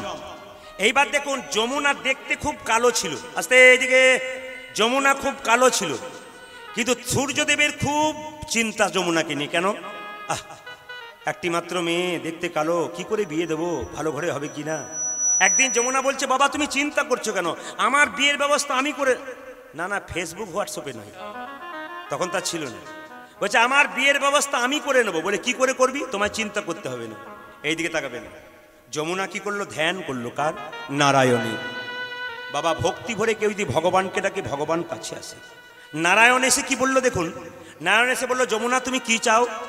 আমি তোমাকে পতিরূপে পেতে চাই, তুমি আমার স্বামী হও। লক্ষ্য করুন, যমুনার আরাধনায় সন্তুষ্ট হয়ে নারায়ণ যমুনাকে বিয়ে করলেন। বিয়ে করার পর সূর্যদেবের বাড়িতে যেদিন এলেন সেদিন ছিল কার্তিক মাসের শুক্লপক্ষের দ্বিতীয়া, মানে যেদিন আপনারা ভাই ফোঁটা দিলেন সেদিন যমুনা প্রথম বিয়ে করে কার বাড়ি এসেছিল? বাবার বাড়ি এসেছিল। কি নিয়ে এসেছিল দেখুন, একটা ডালাতে করে পান নিয়ে এসেছিল, একটা ডালাতে করে মালা নিয়ে এসেছিল, একটা ওই ডালাতেই ছিল ধান দুর্বা, ওই ডালাতে ছিল মিষ্টি, ওই ডালাতে ছিল দই, ওই ডালাতে ছিল চন্দন। ওগুলো কি করেছিল? প্রথমে ভগবান নারায়ণের চরণে অর্পণ করলো। নারায়ণের চরণে দিল ফুল, চরণে দিল ধান, দুর্বা দিল কি, এইদিকে তাকাবেন, দিল কি চন্দন। তারপর যমকে গিয়ে ফোঁটাটা দিল। আচ্ছা আপনারা একজন হাত তুলে বলুন তো, এই যে ভাই ফোঁটা দিলেন, ও তো ডালা সাজিয়েছিল, আপনারা থালা সাজিয়েছিলেন। থালাতে যে এত কিছু দিয়েছিলেন মিষ্টি টিষ্টি, প্রথমে ভগবানের চরণে দিয়ে তারপর ভাইকে দিয়েছেন, না কতক্ষণে দিয়ে শাড়িটা পায় তার চেষ্টা করেছেন? কোনটা করেছেন? এখানে সবাই কিন্তু ওইটাই করেছেন। কি বলুন তো, ভগবানের চরণে দেন নাই, নিয়ে বলছেন জমের দুয়ারে পড়লো কাঁটা। জমের দুয়ারে কাঁটাটা কে ফেলবে? গোবিন্দ ছাড়া কেউ আছে? তাহলে প্রথমে আপনারা এইবার যা করেছেন করেছেন। এই গানটা কিন্তু, এই কথাগুলো ইউটিউবে বেরোবে কিন্তু। এই দেখুন এমকে স্টুডিও যেটা হচ্ছে, আমার দুটো চ্যানেল আছে, একটা এমকে স্টুডিও, একটা মা মনসা চ্যানেল। যদি সার্চ করেন প্রচুর গান পাবেন আপনারা। মা মনসা চ্যানেল প্রদীপ পাল, এমকে স্টুডিও, দুটো যদি চ্যানেল করেন প্রচুর গান পাবেন আপনারা। তো আপনাদের কাছে নিবেদন রইল, এটা কিন্তু উঠবে, পরে একবার শুনে নেবেন আপনারা। তো বলে রাখি, যমুনা যমুনা ফোঁটা দিচ্ছে কাকে? যমকে। আচ্ছা ধান আর দুর্বা আপনারা মাথায় দিয়েছিলেন? জোরে বলুন হ্যাঁ না না দিয়েছিলেন। আচ্ছা একজন বলুন তো, ধান আর দুর্বা দেন কেন? মা কাকিমা দিয়েছিল তাই দিই, অত কি আমার জানা আছে? ওই জন্য এখানে এলাম, টোটো ভাড়া করি, অটো ভাড়া করি। এইদিকে জেনে নিন ধান আর দুর্বা কেন দেওয়া হয়, অনেকেই জানে না, এইগুলো জানতে হবে। আচ্ছা বলুন তো, দুর্বা ঘাস দেখেছেন? এত রৌদ্র হয়, এত বর্ষা হয়, এত বৃষ্টি হয়, মরে? জোরে বলুন মরে। তাহলে দুর্বা ঘাসের আয়ু বড় না ছোট? আয়ু বড়। তার মানে দুর্বা ঘাসটা দিয়ে বিয়েতেই বলুন আর ভাই ফোটাতে বলুন, ওটা দিয়ে কি বলেন? তোমার যেন দুর্বার মতো দীর্ঘায়ু হয়। আর ধান কিসের প্রতীক? ধান ধান ধনের প্রতীক, লক্ষ্মীর প্রতীক। তার মানে ভাইয়ের কপালে ফোঁটাটা দিয়ে, মাথায় ধানটা দিয়ে বলে, তুই যেন ধনবান হো। দিদির ভাই যদি ধনবান হয়, দিদির কত আনন্দ হয়, আমার ভাই ধনবান হয়েছে। এই জন্য আপনাদের ধানটা কেন দেওয়া হয়, দুর্বাটা কেন দেওয়া হয় জেনে নিলাম। যখনই যমুনা যমকে ফোঁটাটা দিল, যম বলল, যমুনা তুই যখন আমাকে ফোঁটা দিলি কিছু গিফট নিতে হবে তো। তখন তার শাড়ি ফাড়ি ব্যাপার ছিল না, কিছু গিফট নিতে হবে। তো যমুনা বলেছিল, দাদা তোর কাছ থেকে গিফট নেবো দাদা, কিন্তু একটা কথা আছে, আমি যেমন তেমন গিফট নেবো না, যা চাইবো তুই দিবি। যম বলছে স্বার্থ হলে, সমর্থ হলে দেবো, তুই বল কি চাই। বলছে আমি যেহেতু নারায়ণের স্ত্রী, নারায়ণ যেহেতু জগতের মঙ্গল চাই, আমিও তো জগতের মঙ্গল চাইব। তোকে একটা কথা স্বীকার করতে হবে যম দাদা। বলে কি? না তোর কপালে ফোঁটা দিলাম, আজ থেকে যেন যমের যত দিদি বা বোন তার দাদা ভাইকে ফোঁটা দেবে, তাদের যেন যমের দুয়ারে কাঁটা পড়ে যায়। যম বলল তথাস্তু, কিন্তু আগে আমাকে দিলে হবে না। তুই যেমন নারায়ণকে দিয়ে আমাকে দিলি, কোনো ভাই কোনো বোন বা দিদি ভগবানের চরণে অর্পণ করে তারপর যদি তার ভাই বা দাদাকে দেয়, তবে তার দরজাতে, যমের দরজায় কাঁটা। আপনারা শিখে নিলেন কোথা থেকে কি হয়। বেশ, আর একটা কথা বলে যাই, দুটো তত্ত্ব না, একটু ফাঁকে বলবো যে কালীর 4টা হাত হলো কেন, কালীর পায়ে কে পড়ে আছে, কালীর জিভটা কেন বাড়ি আছে, কালী কেন দাঁত দিয়ে চেপে আছে, কালীর 4টা হাতে কি কি জিনিস আছে, সবগুলোর ব্যাখ্যা আপনাদের একটু পরে বলে দেবো। শুধুমাত্র আমি লীলার মধ্যে যাই। আচ্ছা বাবা কিছু মনে করবেন না, চন্দ্রধ্বজ রাজা যখন এলো বাড়িতে মাথায় করে ওই ইয়েটা নিয়ে, জলটা নিয়ে, সে নিজে পান করলো না, কে করেছিল জোরে বলুন? তার স্ত্রী 2 জন। চন্দ্রধ্বজের রাজার স্ত্রী 2টো ছিল। আচ্ছা তারা সতী নারী ছিল বলে সেই জল পান করেছিল। মায়েরা কেউ বলতে পারবেন সতী নারীর কটা পতি? যারা আমার কীর্তন শুনেছেন তারা বলুন। হ্যাঁ, ডান দিকে যে বাচ্চাগুলো আছে ওরা কিন্তু দেখিয়ে দিচ্ছে 5টা, আর মায়েরা কিন্তু সব 2টো দেখাচ্ছে। তার মানে আপনারা শোনেননি। হ্যাঁ বলে দিই, কেউ 4টা দেখাচ্ছে, কেউ 2টো, কেউ 3টে, কিছু একটা হবে আর কি। তো মায়েদের স্বামী হচ্ছে সতী নারীর স্বামী 5টা। কে কে? সীতির সিঁদুর শিবের রক্ত থেকে তৈরি, হাতের নোয়া লোহা সুরেশ্বরী থেকে তৈরি, আর কি আর কি সীতির সিঁদুর শিবের রক্ত থেকে, হাতের নোয়া লোহা সুরেশ্বরী থেকে, আর শঙ্খ শাখাটা শঙ্খ সুরেশ্বরী থেকে তৈরি। 3টে পতি হলো, আর নিজপতি আর পরমপতি 5টা হলো। সতী নারী কাকে বলে? সকালবেলায় ঘুম থেকে উঠে যে স্ত্রী তার স্বামীর পা ছুঁয়ে প্রণাম করে তারা সতী নারী। 95% বাদ।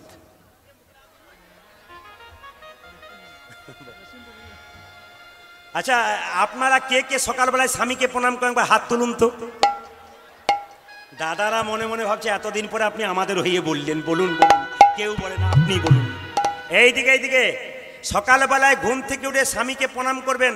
ও দিদি ভাই কালকে যেখানে গাইছিলাম মালদাতে, একটা মেয়ে একবারে সোজা এসে বলল, দাদা কিছু মনে করবেন না প্রদীপবাবু, আমি প্রণাম করব না। বলে কেন? আমার বাবার কান মূলে 10 লাখ টাকা নিচে প্রণাম আমি করবো না। ঠিক বলেছেন আপনি, দামি কথা বলেছেন, তবে দূর থেকে করবেন, পা ছুঁয়ে করার দরকার নেই। আজকে কীর্তন শুনে কাল সকালে গিয়ে আপনার স্বামীদেরকে প্রণাম করবেন, আর দাদারা সব পাগুলো একটু ধুয়ে মুছে শোবে না, আপনাদের কাল সকালে প্রণাম। বাবা, এই সতী নারীর কথা যখন বলতে গেলাম তখন আমি শাস্ত্রের দিকে যাব। কথা শুনে ভয় খাবেন না, নারকেলের মতো কথা, ওপরে শক্ত ভেতরে তত্ত্ব আছে। আপনাদের স্বামী আপনাদের কে হয়? একটি করে বলবো। আপনাদের স্বামী আপনাদের গুরু হয়, জোরে বলুন। হ্যাঁ না না, জোরে বলুন। গুরু হয়, দাঁড়ান, গুরু হয়। দাদারা মনে হচ্ছে কি যে হয়, বাড়ি না গেলে বুঝবেন না। আচ্ছা, আপনাদের স্বামী আপনাদের দেবতা হয়, হয়। আপনাদের স্বামী আপনাদের রোগের ওষুধ হয়। 2-4 জন কি করছে দেখুন, মানে হ্যাঁও বলছে নাও বলছে, মানে কোনটা বলবো আর কি ঠিক পাচ্ছে না। আপনাদের স্বামী আপনাদের বাবা হয়, হয় না? হয় না? 2-4 জন মা বলছে হয়, কিন্তু আমি তত্ত্ব দিয়ে বুঝিয়ে দেবো। আপনাদের স্বামী আপনাদের ভাই হয়, আপনাদের স্বামী আপনাদের ছেলে হয়। কখন হয় বুঝিয়ে দিই। বলেছিল কে? বিষ্ণুপ্রিয়া। 14 বছরের মেয়ে নিমাই যখন সন্ন্যাস নিয়েছিল, বিষ্ণুপ্রিয়ার বয়স ছিল 24। ভালো করে শুনবেন, দারুণ তত্ত্ব। এই যে কথাগুলো বলছি চৈতন্য চরিতামৃত নয়, জীব গোস্বামী পাদের চৈতন্য চরিত গ্রন্থ। যারা বইপত্র পড়াশোনা করেন তারা জীব গোস্বামী পাদের চৈতন্য চরিত গ্রন্থ পড়বেন, এই কথাগুলো পাবেন। খুব দামি কথা। যারা যেখানে বসে আছেন, কোথায় কে পেরোচ্ছে আপনি তাকাবেন না, এই দিকে নজর দেবেন। বিষ্ণুপ্রিয়ার বয়স 14 বছর, নিমাইয়ের বয়স 24, 10 বছরের ছোট বড়। একটু লক্ষ্য করুন। নিমাই যখন 24 বছর বয়সে সন্ন্যাস নিল, 14 বছরের মেয়ে মানে হিসাব করলে আপনাদের বাড়িতে যে মেয়েটা ক্লাস 9-এ পড়ে, ওই মেয়েটার বয়স 14 বছর। ওই বিষ্ণুপ্রিয়া প্রতিভক্তি এমন দেখালো যে পৃথিবীর ইতিহাসে এমন স্বর্ণাক্ষরে নাম লেখা আছে আর কারো নাই। বিষ্ণুপ্রিয়ার প্রতিভক্তি দেখুন কেমন। বিষ্ণুপ্রিয়ার স্বামী নিমাই যখন সন্ন্যাস নিয়ে চলে গেল, সেদিন থেকে বিষ্ণুপ্রিয়া কি করতো দেখুন। কি শীত, কি গ্রীষ্ম, 14 বছরের মেয়েটা বউ হয়েছে, কি শীত কি গ্রীষ্ম। শীতকালে গঙ্গাতে স্নান করে ঠান্ডায় থরথর করে কাঁপতে কাঁপতে বাড়ি ফিরত ভোর 4টের সময়। কাপড় পরিবর্তন করতো না, এইদিকে তাকাবেন, কাপড় পরিবর্তন করতো না। হরে কৃষ্ণ হরে কৃষ্ণ হরে কৃষ্ণ হরে কৃষ্ণ হরে কৃষ্ণ হরে কৃষ্ণ হরে কৃষ্ণ। পাশের বাড়ির মেয়েরা দেখে বলতো, প্রিয়া তুই যে মরে যাবি রে, ভিজে কাপড়ে কৃষ্ণ কৃষ্ণ বলে কাঁদছিস, তুই যে মরে যাবি। বিষ্ণুপ্রিয়া বলছে, দিদি আমার মা আমাকে শিখিয়ে দিয়েছে, আমি সহধর্মিনী। স্বামী ধর্ম করবে, স্ত্রী সাহায্য করবে, এরই নাম সহধর্মিনী। আমার স্বামী যদি কৃষ্ণ কৃষ্ণ বলে চলে যায়, আমি যদি কৃষ্ণ কৃষ্ণ না বলি, আমার স্বামী যে কৃষ্ণ কৃপা পাবে না। বাহ, হ্যাঁ রে প্রিয়া, সব ভোর 4টে থেকে সন্ধে 6টা পর্যন্ত শুধু হরিনাম কৃষ্ণকে হরিনাম করিস। খাস কি? না খেয়ে যে মরে যাবি, তোকে তো খেতে দেখি না। দেখুন মায়েরা, বিষ্ণুপ্রিয়া কি করে, ভোর 4টে থেকে সন্ধে 6টা পর্যন্ত একটা করে ধান নেয়। ধানটাকে খুঁটে খুঁটে খুঁটে খুঁটে খুঁটে খুঁটে একটা করে চাল বের করে। ভোর 4টে থেকে সন্ধে 6টা পর্যন্ত যে কটা হরিনাম কুটিত চাল হয়, গঙ্গা থেকে স্নান করে একবার সেদ্ধ করে সন্ধ্যাবেলায় খাই, এরই নাম বিষ্ণুপ্রিয়া। আপনারা দিনের বেলায় সারাদিনে 4 বার খান, আর 14 বছরের মেয়েটা একবার খাই জীবন ধারণ করবার জন্য। লক্ষ্য করবেন, নিমাই সন্ন্যাসের পরে একবার এসেছিল অদ্বৈতের বাড়িতে। নিত্যানন্দ বলল, ভাই ফিরে চল। কেন? তোর মা যে পাগলিনী হয়ে গেছে, তোর মা যে পাগলিনীর মতো ছুটে বেড়াচ্ছে, 8-8টা মেয়েকে হারিয়েছে, তারপর বিশ্বরূপকে হারিয়েছে। এখন তুই যদি চলে যাস, সচিরানী ভিখারিনী হয়ে গেছে, পাগলিনী। বিষ্ণুপ্রিয়ার অবস্থা ঠিক সেই রকম। কথাগুলো শুনবেন, এ কথা সব জায়গায় পাওয়া যাবে না। এই চৈতন্য চরিত গ্রন্থের কথা, যারা ভক্ত মানুষ এসছেন শুনবেন, বড় প্রেমের কথা। বিষ্ণুপ্রিয়া চিৎকার করে বলল, হ্যাঁ। নিত্যানন্দ এসে বলল, মা অদ্বৈতের বাড়িতে নিমাই এসেছে। নিমাই বলল, দাদা নবদ্বীপের নরনারী তথা আমার মা সবাই আমাকে দেখতে আসবে। একজন যেন আমায় দেখতে না আসে। বলুন আপনারা আসে কি? বলুন। বাহ, বিষ্ণুপ্রিয়া। নিত্যানন্দ ছুটে এসে সচিমাতাকে বলল, মা, নিমাই এসেছি, তোমাকে যেতে বলেছি। বিষ্ণুপ্রিয়াকে তাড়াতাড়ি নিমাই বলছে, এই বিষ্ণুপ্রিয়াকে তাড়াতাড়ি সচিমাতা বলছে, প্রিয়া প্রিয়া ভালো করে সেজে নে, ভালো করে সেজে নে, আমার নিমাই এসেছে। মায়েরা, বহুদিন পরে স্বামী যদি আসে, স্ত্রী ঠিক পায় না, আমি কি করব? ছোট্ট মেয়েটা তাড়াতাড়ি সেজে বলছে, মা মা আমি যাব। হ্যাঁ রে হ্যাঁ, তুই না গেলে হয়, তুই যে আমার একমাত্র বৌমা, তুই না গেলে হয়। নিত্যানন্দ সচিমাতাকে বলল, দাঁড়াও মা, নিমাই সবাইকে যেতে বলেছি, বিষ্ণুপ্রিয়াকে যেতে বলে নাই। ভক্ত যখন ভগবানকে ডাকে, ভগবান তখন ভক্তের মাথায় বিরহের বোঝা চাপিয়ে দেয়। কিন্তু সেই বিরহের বোঝা নিয়ে কোনো ভক্ত যদি ভগবানের চরণ প্রান্তে গিয়ে দাঁড়ায়, তাকে ভগবানের দাস হতে হয় না, ভগবান তার দাস হইবে। বিষ্ণুপ্রিয়া কাঁদছে, তুমি আমায় ডাকলে না, সবাইকে ডাকলে, নবদ্বীপের নরনারী, আমাকে ডাকলে না। তুমি আমায় না ডাকো, কিন্তু আমি তোমার কাছে যাব না। সত্যি যদি ভক্তি ভরে তোমাকে ডেকেছি, আমি তোমার কাছে যাব না, তুমি আমার কাছে আসবে। এটাই তো ভক্তের জিনিস, তুমি আমার কাছে আসবে। বাবা, নবদ্বীপের নরনারী মেয়েরা সব ছুটে যাচ্ছে নিমাই দেখতে অদ্বৈতের বাড়িতে। মেয়েদের একটা স্বভাব আছে বাবা, আপনাদের নয়, মেয়েদের দেখবেন খোঁচা দিয়ে দিয়ে কথা বলে। সবাই চলে যাচ্ছে, বিষ্ণুপ্রিয়া আছাড় খেয়ে কাঁদছে। নবদ্বীপের মেয়েরা চিৎকার করে বলছে, এ প্রিয়া, প্রভু সবাইকে ডাকলো আর তোকে ডাকলো না, তুই কত বড় ভাগ্যহীনা, তোর মতো ভাগ্যহীনা আছে কজনা?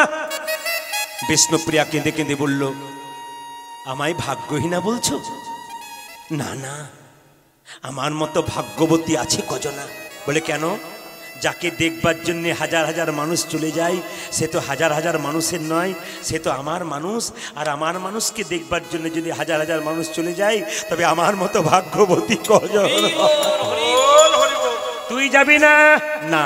কেন? ভক্ত যদি ভক্তি ভরে ভগবানকে ডাকে, ভগবান তার কাছে আসে।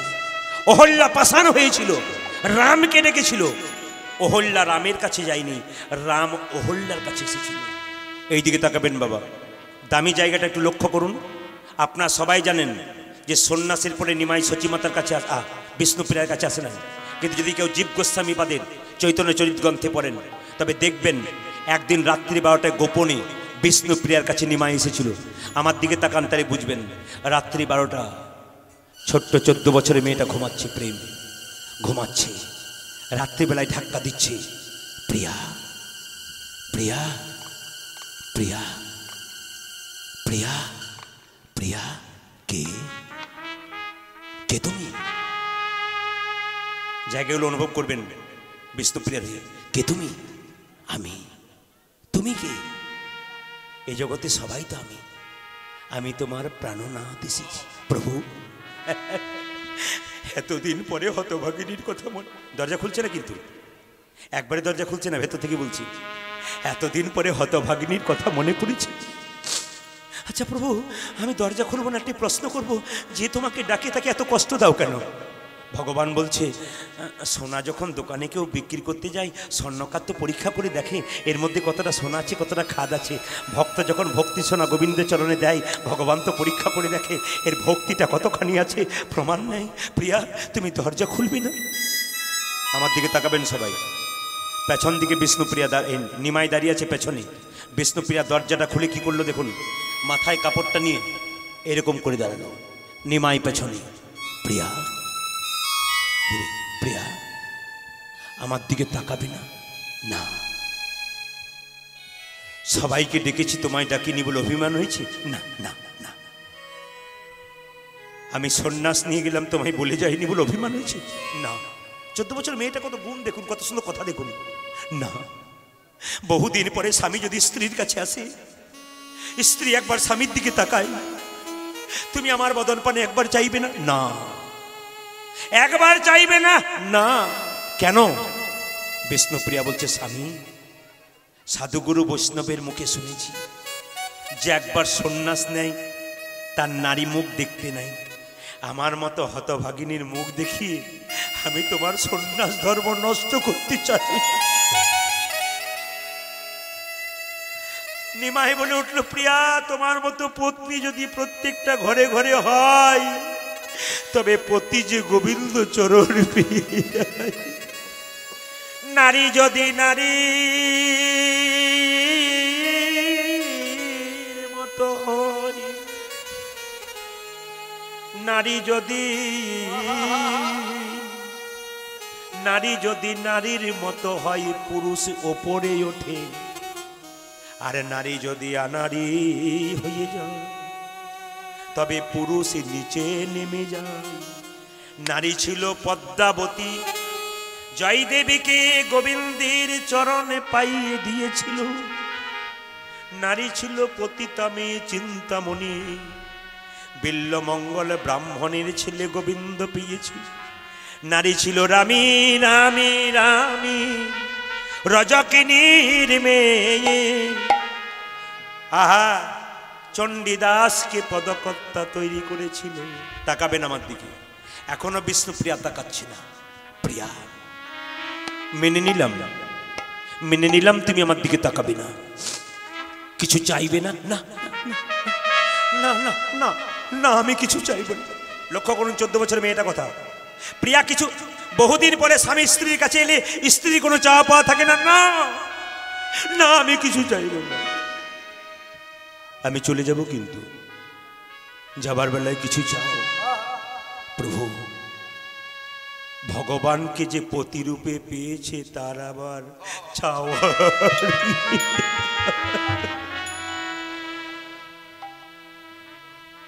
কীর্তনে এরকমই জিনিস।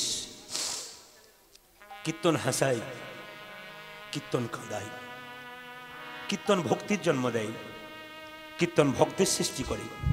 কীর্তন যখন শুনবেন, ওরকম বৈষ্ণবের পাশে শুনবেন, ওদের দিকে লক্ষ্য করে শুনবেন। ওনারা কি আগ্রহ ভরে শুনি, ভক্তের পাশে বসবেন। চোখের জল পড়লে ভক্তের দিকে তাকালে আপনার জল পড়বে। ওই জন্য যখনই প্রসাদ পাবেন কোনো আসরে বসে, কোনো মহৎ জায়গাতে, তখন বৈষ্ণবের পাশে বসে প্রসাদ পাবেন। বৈষ্ণব কিভাবে প্রসাদ নিচ্ছে দেখবেন, ওদের দিকে তাকালে আপনার কাজ হয়ে যাবে। প্রিয়া, তুমি কিছু চাইবে না, দেবে প্রভু। তোমার খরম যুগল দাও। এই খরম যুগল নিয়ে গিয়ে কি করবে? তোমার মন্দিরে তোমার খরম যুগল নিয়ে ওইখানেই বিলীন হয়ে যাব। আপনাদের কাছে কি হলো? কি আছে? সাপ আছে? সাপ? ও না না না, বিচারটি জায়গায় কিছুই হবে, চিন্তা নেই, বসুন, ওখানে কোনো কিছু থাকবে না। লক্ষ্য করুন মায়েরা, নিমাই যখন সন্ন্যাস নেবে আসতে, সেদিন বিষ্ণুপ্রিয়া বলেছিল, বিষ্ণুপ্রিয়াকে নিমাই, এদিকে তাকাবেন, ওইদিকে নয়, কিচ্ছু হবে না, বলেছিল, প্রিয়া তুমি বাপের বাড়ি চলে যাও। বাবা হয় কখন জেনে নিন, বাপের বাড়ি চলে দাও। বিষ্ণুপ্রিয়া বলেছে, স্বামী, এটাই তো বাপের বাড়ি, তুমি আমার বাবা, তুমি আমার ভাই, তুমি আমার ছেলে, তুমি আমার বন্ধু। বলে নিমাই বললো, আমি তো শাস্ত্রকে আমি জানলাম না, তুমি জানলে কি করে? বলে, আমি তো সনাতন মিশ্রের কন্যা, আমি বাবার কাছে শুনেছি কি, অন্নদানে পিতা সম, রতি দানে পতি।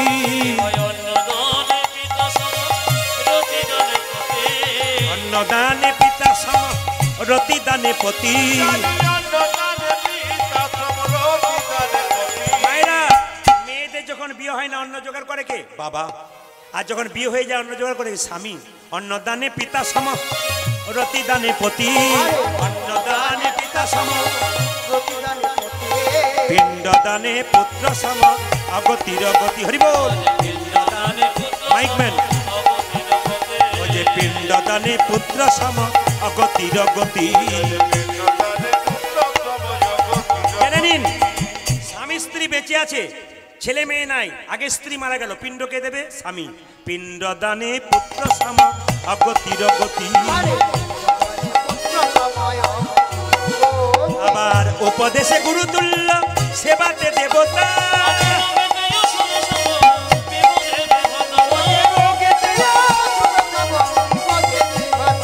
পতিপুত্র পতিপিতা, পতিপুত্র পতিপিতা, পতি হলো পরম দেবতা, পতিপুত্র পতিপিতা। পতি হলো পরম দেবতা, পতিপুত্র পতিপিতা। পতিপুত্র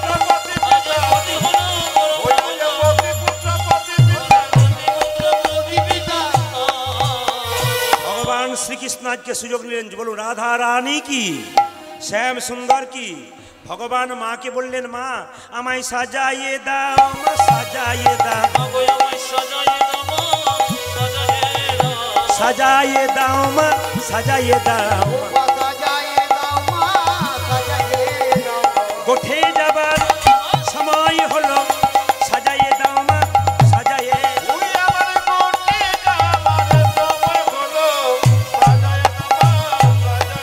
আমার গোঠে যাবার সময় হলো, সাজাইয়ে দাও মা, সাজাইয়ে দাও। গোঠে যাবার আর যে দেরি সহে না মা, সাজাইয়ে দাও মা, সাজাইয়ে দাও।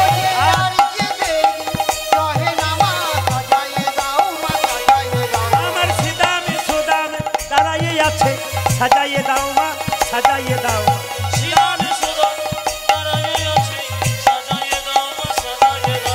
সিদামে সুদামে দাঁড়াইয়ে আছে, সাজাইয়ে দাও মা, সাজাইয়ে দাও। আর যে ধৈর্য ধরে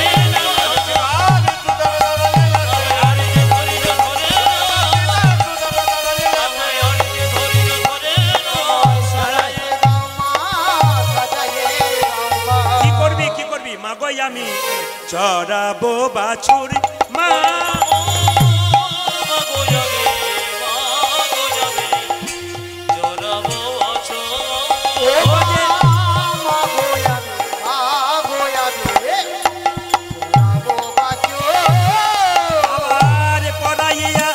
দেহ ধরা মন্ত্র পড়ি বাঁধি চূড়া।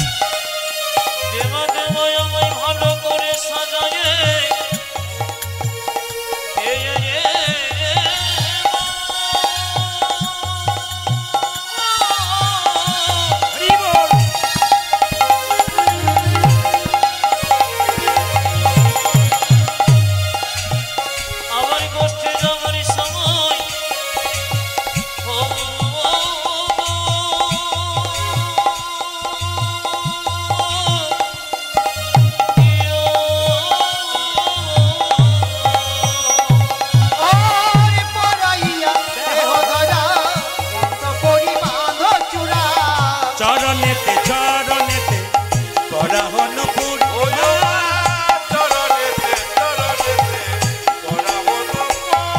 যে চরণেতে চরণেতে পরাহন পূর্ণিমা।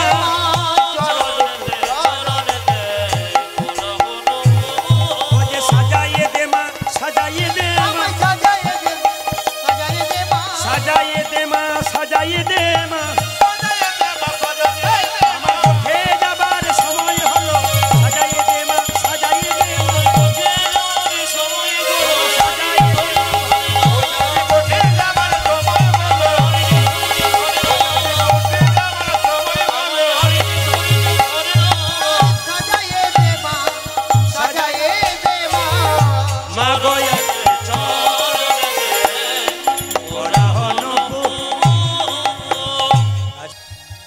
प्रेम से एक तो हरिध्वनि दिन।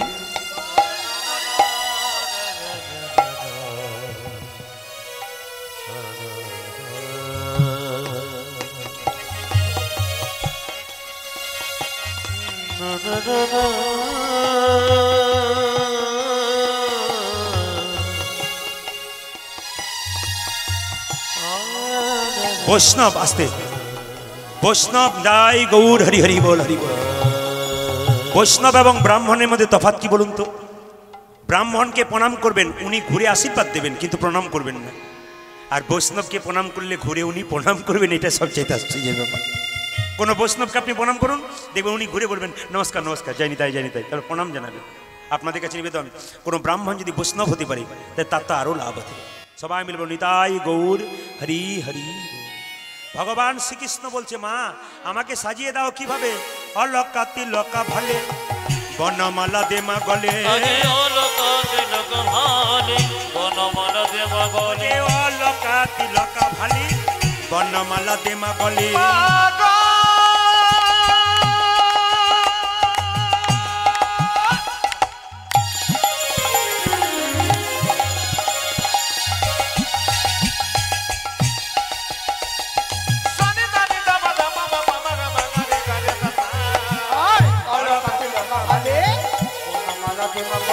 মোহনিয়া মোহনিয়া মোহনিয়া বাঁশি দে মাহাতি মোহনিয়া বাসে যে মহাতে মোহনিয়া বাঁশি দে মাহাতি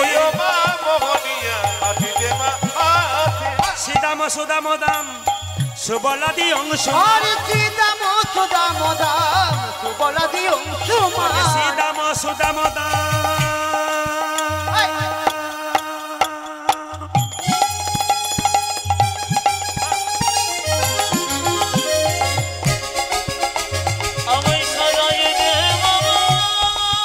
ধনী মাইরা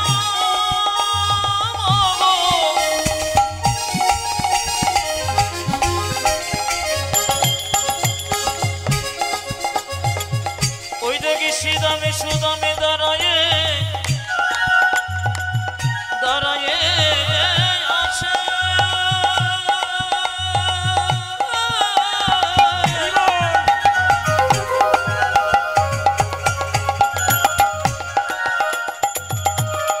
ওই গোষ্ঠী যাব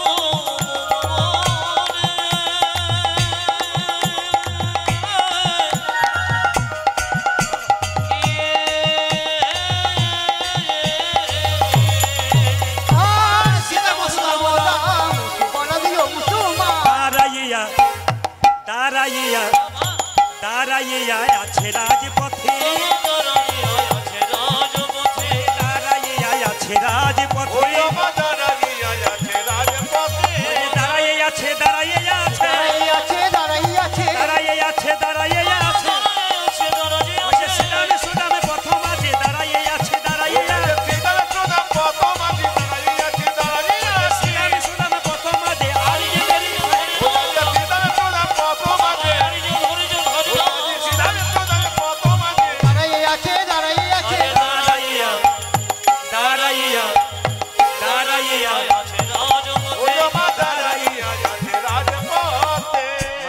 করজোরে বসুন ভগবান শ্রীকৃষ্ণকে মা যশোদা সাজাচ্ছে ওগো নন্দরানী কৌতূহল আমার গোপাল এলো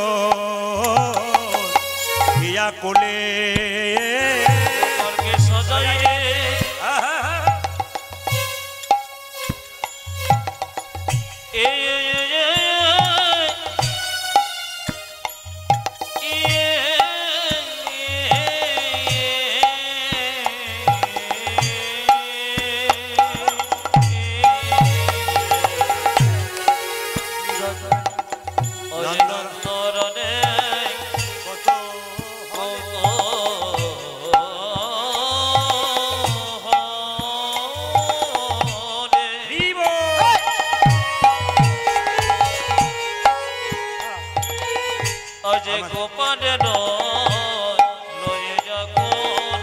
সাজায় রানী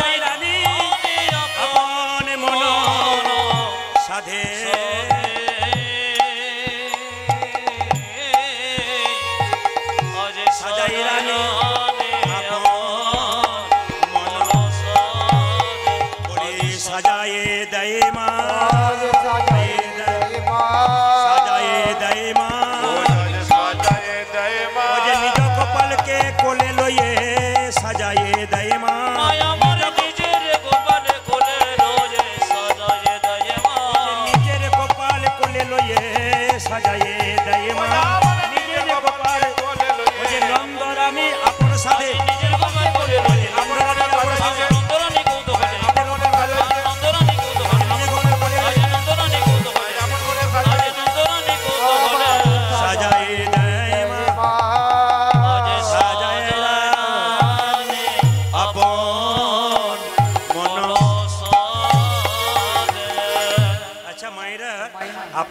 আপনাদের বাচ্চাকে সাজান তো কি দিন একটু মনে রাখবেন, কথাগুলো শুনবেন। কি দিন? আপনাদের বাচ্চার কপালে দিন গোবরের ফোঁটা দেন না, আর কি দিন? কাজলের ফোঁটা দেন। কেন? কেউ নজর দোষ দেবে বলে। কিন্তু আপনারা কি করবেন? বাচ্চাকে সাজাবেন, হরিচন্দনের মৃত্তিকা দেবেন। প্রশ্ন করবেন হরিচন্দনের মৃত্তিকা কাকে বলে? যাদের ছোট ছোট বাচ্চা আছে তারা জেনে নিন। তুলসী তলার কাঁচা মাটি মায়ের স্তনদুগ্ধ একসঙ্গে মিশিয়ে ছেলের কপালে দিলে ছেলের কোনো বিপদ হয় না। ওই জন্য যারা ঠাকুমা হয়েছে নাতি নাতনিকে দেবেন, আপনার বৌমাকে বলবেন। আপনাদের কাছে নিবেদন রইল, আপনারা কি করবেন? হরিচন্দনের মৃত্তিকা মানে তুলসী তলা কাঁচা মাটি মায়ের স্তনদুগ্ধ একসঙ্গে মেশাবেন। আচ্ছা, একটা কথা বলে রাখি, ভগবানের পা কেউ দেখেছেন? ছবিতে দেখেছেন, কিন্তু ভগবানের চরণতলটা খুব নরম ছিল। কিন্তু আস্তে, ভগবানের চরণতলটা খুব নরম ছিল, বাকি জায়গা শক্ত ছিল। আর ওই জন্যে জরা ব্যাধ অন্য কোনো জায়গায় পায় নাই, ওই নরম জায়গাতেই মেরেছিল। ভগবানের ওপর পাটা, এই ওপরটা নীল, ওপরে নীল মানে কালো, আর ধারে দেখবেন একটু কিরকম গাঢ় মানে গঙ্গা জলের মতো। গঙ্গার জল কেমন হয়? ঘোলা। আর নিচেটা ছিল লাল। সরস্বতী নদীর জল দেখবেন লাল। একটা পায়ের গোবিন্দে ছিল কি? দুটো পায়ে গোবিন্দের, একদিকে ছিল যমুনা, একদিকে ছিল গঙ্গা, আর একদিকে ছিল কি? সরস্বতী। তো আপনাদের কাছে নিবেদন রইল, ভগবানের চরণতলটা লাল হলো কেন? এইদিকে এতদিন কীর্তন শুনেছেন, কিন্তু ভগবানের চরণতলটা লাল হয়েছিল কি করে জেনে নিয়েছেন? ভগবানের চরণতলটা খুব নরম হয়েছিল কেন? কশ্যপ মুনি ভগবানের কাছে এসেছিল। কৃষ্ণ, ভগবান কিন্তু মুনিকে ভয় করে। কৃষ্ণ বলে কি, তোমার বাড়িতে আজকে পায়েস খাবো, পায়েস পরমান্ন। বেশ, তোমার স্ত্রীদেরকে বলো, তোমার 16,108টা স্ত্রী আছে, কাউকে বলো পায়েস যেন তৈরি করে। রুক্মিণী সত্যভামা প্রিয়তমা স্ত্রী ছিল। রুক্মিণী সত্যভামা কি করেছিল? মা গরম গরম পায়েস কশ্যপ মুনিকে দিয়ে দিয়েছিল। আর সঙ্গে বলা ভুল হলো একটু, দুর্বাসা মুনিকে গরম পায়েস দিয়ে দিয়েছিল। তো দুর্বাসা মুনি সঙ্গে সঙ্গে বলেছিল, কি ব্যাপার, তোমরা আমাকে গরম পায়েস দিলে, অপমান করলে, আমি এই গরম পায়েস খাবো কি করে? আমার জিভ পড়ে যাবে না? যেহেতু তুমি আমাকে গরম পায়েস দিয়ে দিয়েছো, আমি বলে দিলাম কৃষ্ণ, এই গরম পায়েসটা তোমাকে মাখতে হবে এখানে দাঁড়িয়ে দাঁড়িয়ে। ভগবান মুনি ঋষিকে ভয় পায়, কিন্তু কৃষ্ণ মনে মনে ভাবলো মুনি ঋষিরা কখন কি করতে পারে বলা মুশকিল। গরম পায়েসটা মাখতে শুরু করলো।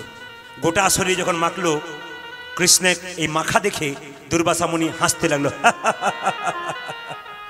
কৃষ্ণ বলল, তুমি হাসলে, পায়েস মাখা হলো? বলে হ্যাঁ হয়েছে। গোটা শরীরে পায়েস মাখা হলো, যত অংশটা তোমার পায়েস মাখা হলো তত অংশ তোমার শক্ত রয়ে গেল। আর তুমি পায়ের তলটা পায়েস মাখলে না, ওইটাই কিন্তু তোমার নরম রয়ে গেল। ওই জন্য গোবিন্দের চরণতলটা নরম হয়েছিল কেন? পায়েস মাখে নাই বলে। ওই জন্য জরা ব্যাধ, বালি পুত্র অঙ্গদ, দেখবেন কৃষ্ণ আর রামচন্দ্র ত্রেতা যুগে বালিকে অন্যায়ভাবে হত্যা করলো, করে না? জোরে বলুন, হত্যা করলো। রামচন্দ্র 14 বছর পর বনবাস থেকে ফিরে এলো, সবাইকে সবকিছু দিল। বালিপুত্র অঙ্গদ চিৎকার করে বলল, এবার আমায় দাও।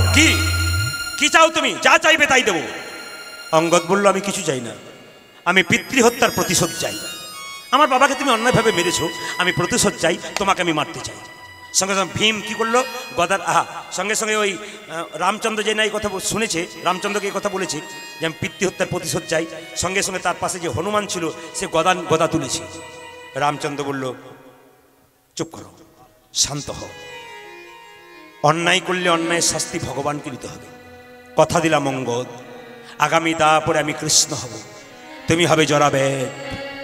একদিন গাছের উপরে আমি বসে থাকবো, পাখি ভেবে তুমি আমার চরণে বাণ নিক্ষেপ করবে, আর তোমার বাণে আমি আমার প্রাণ দিয়ে দেবো। বাবা, অন্যায় যদি কেউ করে, তবে ভগবান পর্যন্ত অন্যায়ের মাপ করে না, তাকেও শাস্তি পেতে হয়। ভগবান শ্রীকৃষ্ণকে মা যশোদা সাজালেন, আপনারা সবাই সেজেছেন। একটা দামি কথা বলে যাই, যারা একটু আগে আমাকে বলেছিল যে আপনি মা কালীর তত্ত্ব একটু বলবেন, তাদের জন্য বলে দিই, সামনে মা আছে, আপনারা বলবেন মায়েরা, মায়ের কটা হাত? জোরে বলুন।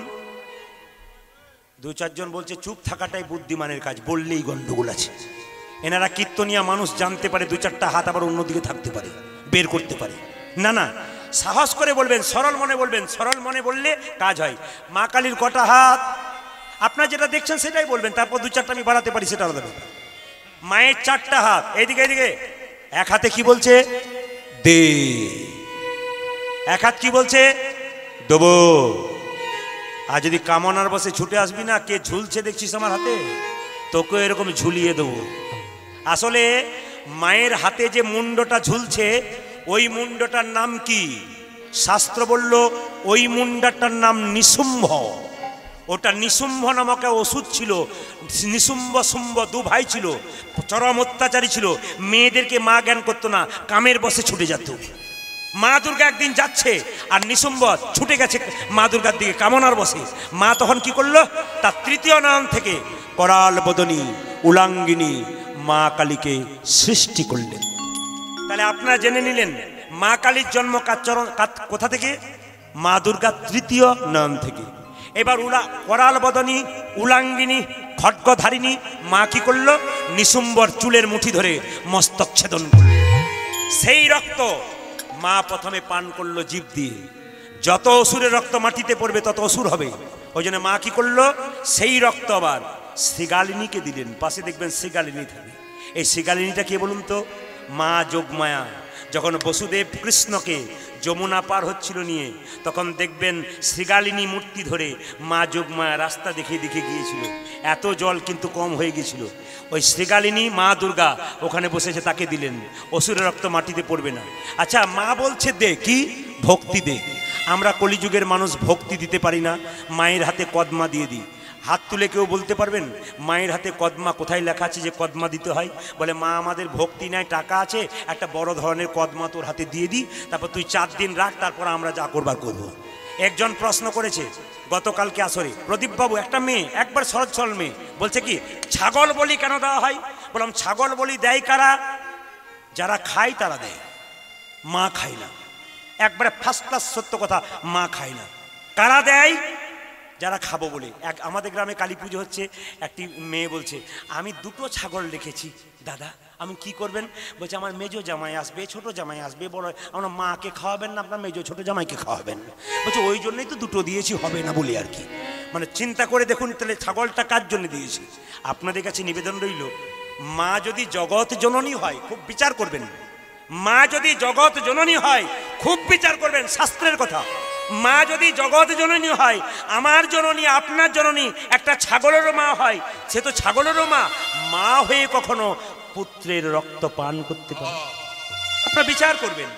আমরা মায়ের মন্দিরে ছাগ বলি দিই, কিন্তু শাস্ত্র বলল ছাগ নয়। কি? ছাগ হলো সররিপু, কাম ক্রোধ লোভ মহ মদ মাশ্চর্য, এটাকে দান করতে হয়। এইদিকে মায়ের 4টা হাত দে, দেবো, নইলে এই দেখ ঝুলছে, কামের বসেলে তোকে দিয়ে দেবো। এইবার মায়ের একটু বলবেন জিভটা দাঁত দিয়ে চাপলো কেন? খুব খুব খুব শাস্ত্রের কথা, কিন্তু জিভটা দাঁত দিয়ে চাপলো কেন? এমনি করে এমনি করে। আসল তত্ত্বটা হলো জিভ হলো লালসার প্রতীক। আমার একটা গাড়ি হয়েছে, 2টো হলে ভালো হয়। আমার 2টো হয়েছে, আমার 3টে হলে ভালো হয়। মা কালী বলতে চাইছে খবরদার খবরদার খবরদার, এই দিকে তাকা, এই দিকে তাকা। লালসা বেড়েই যাবে।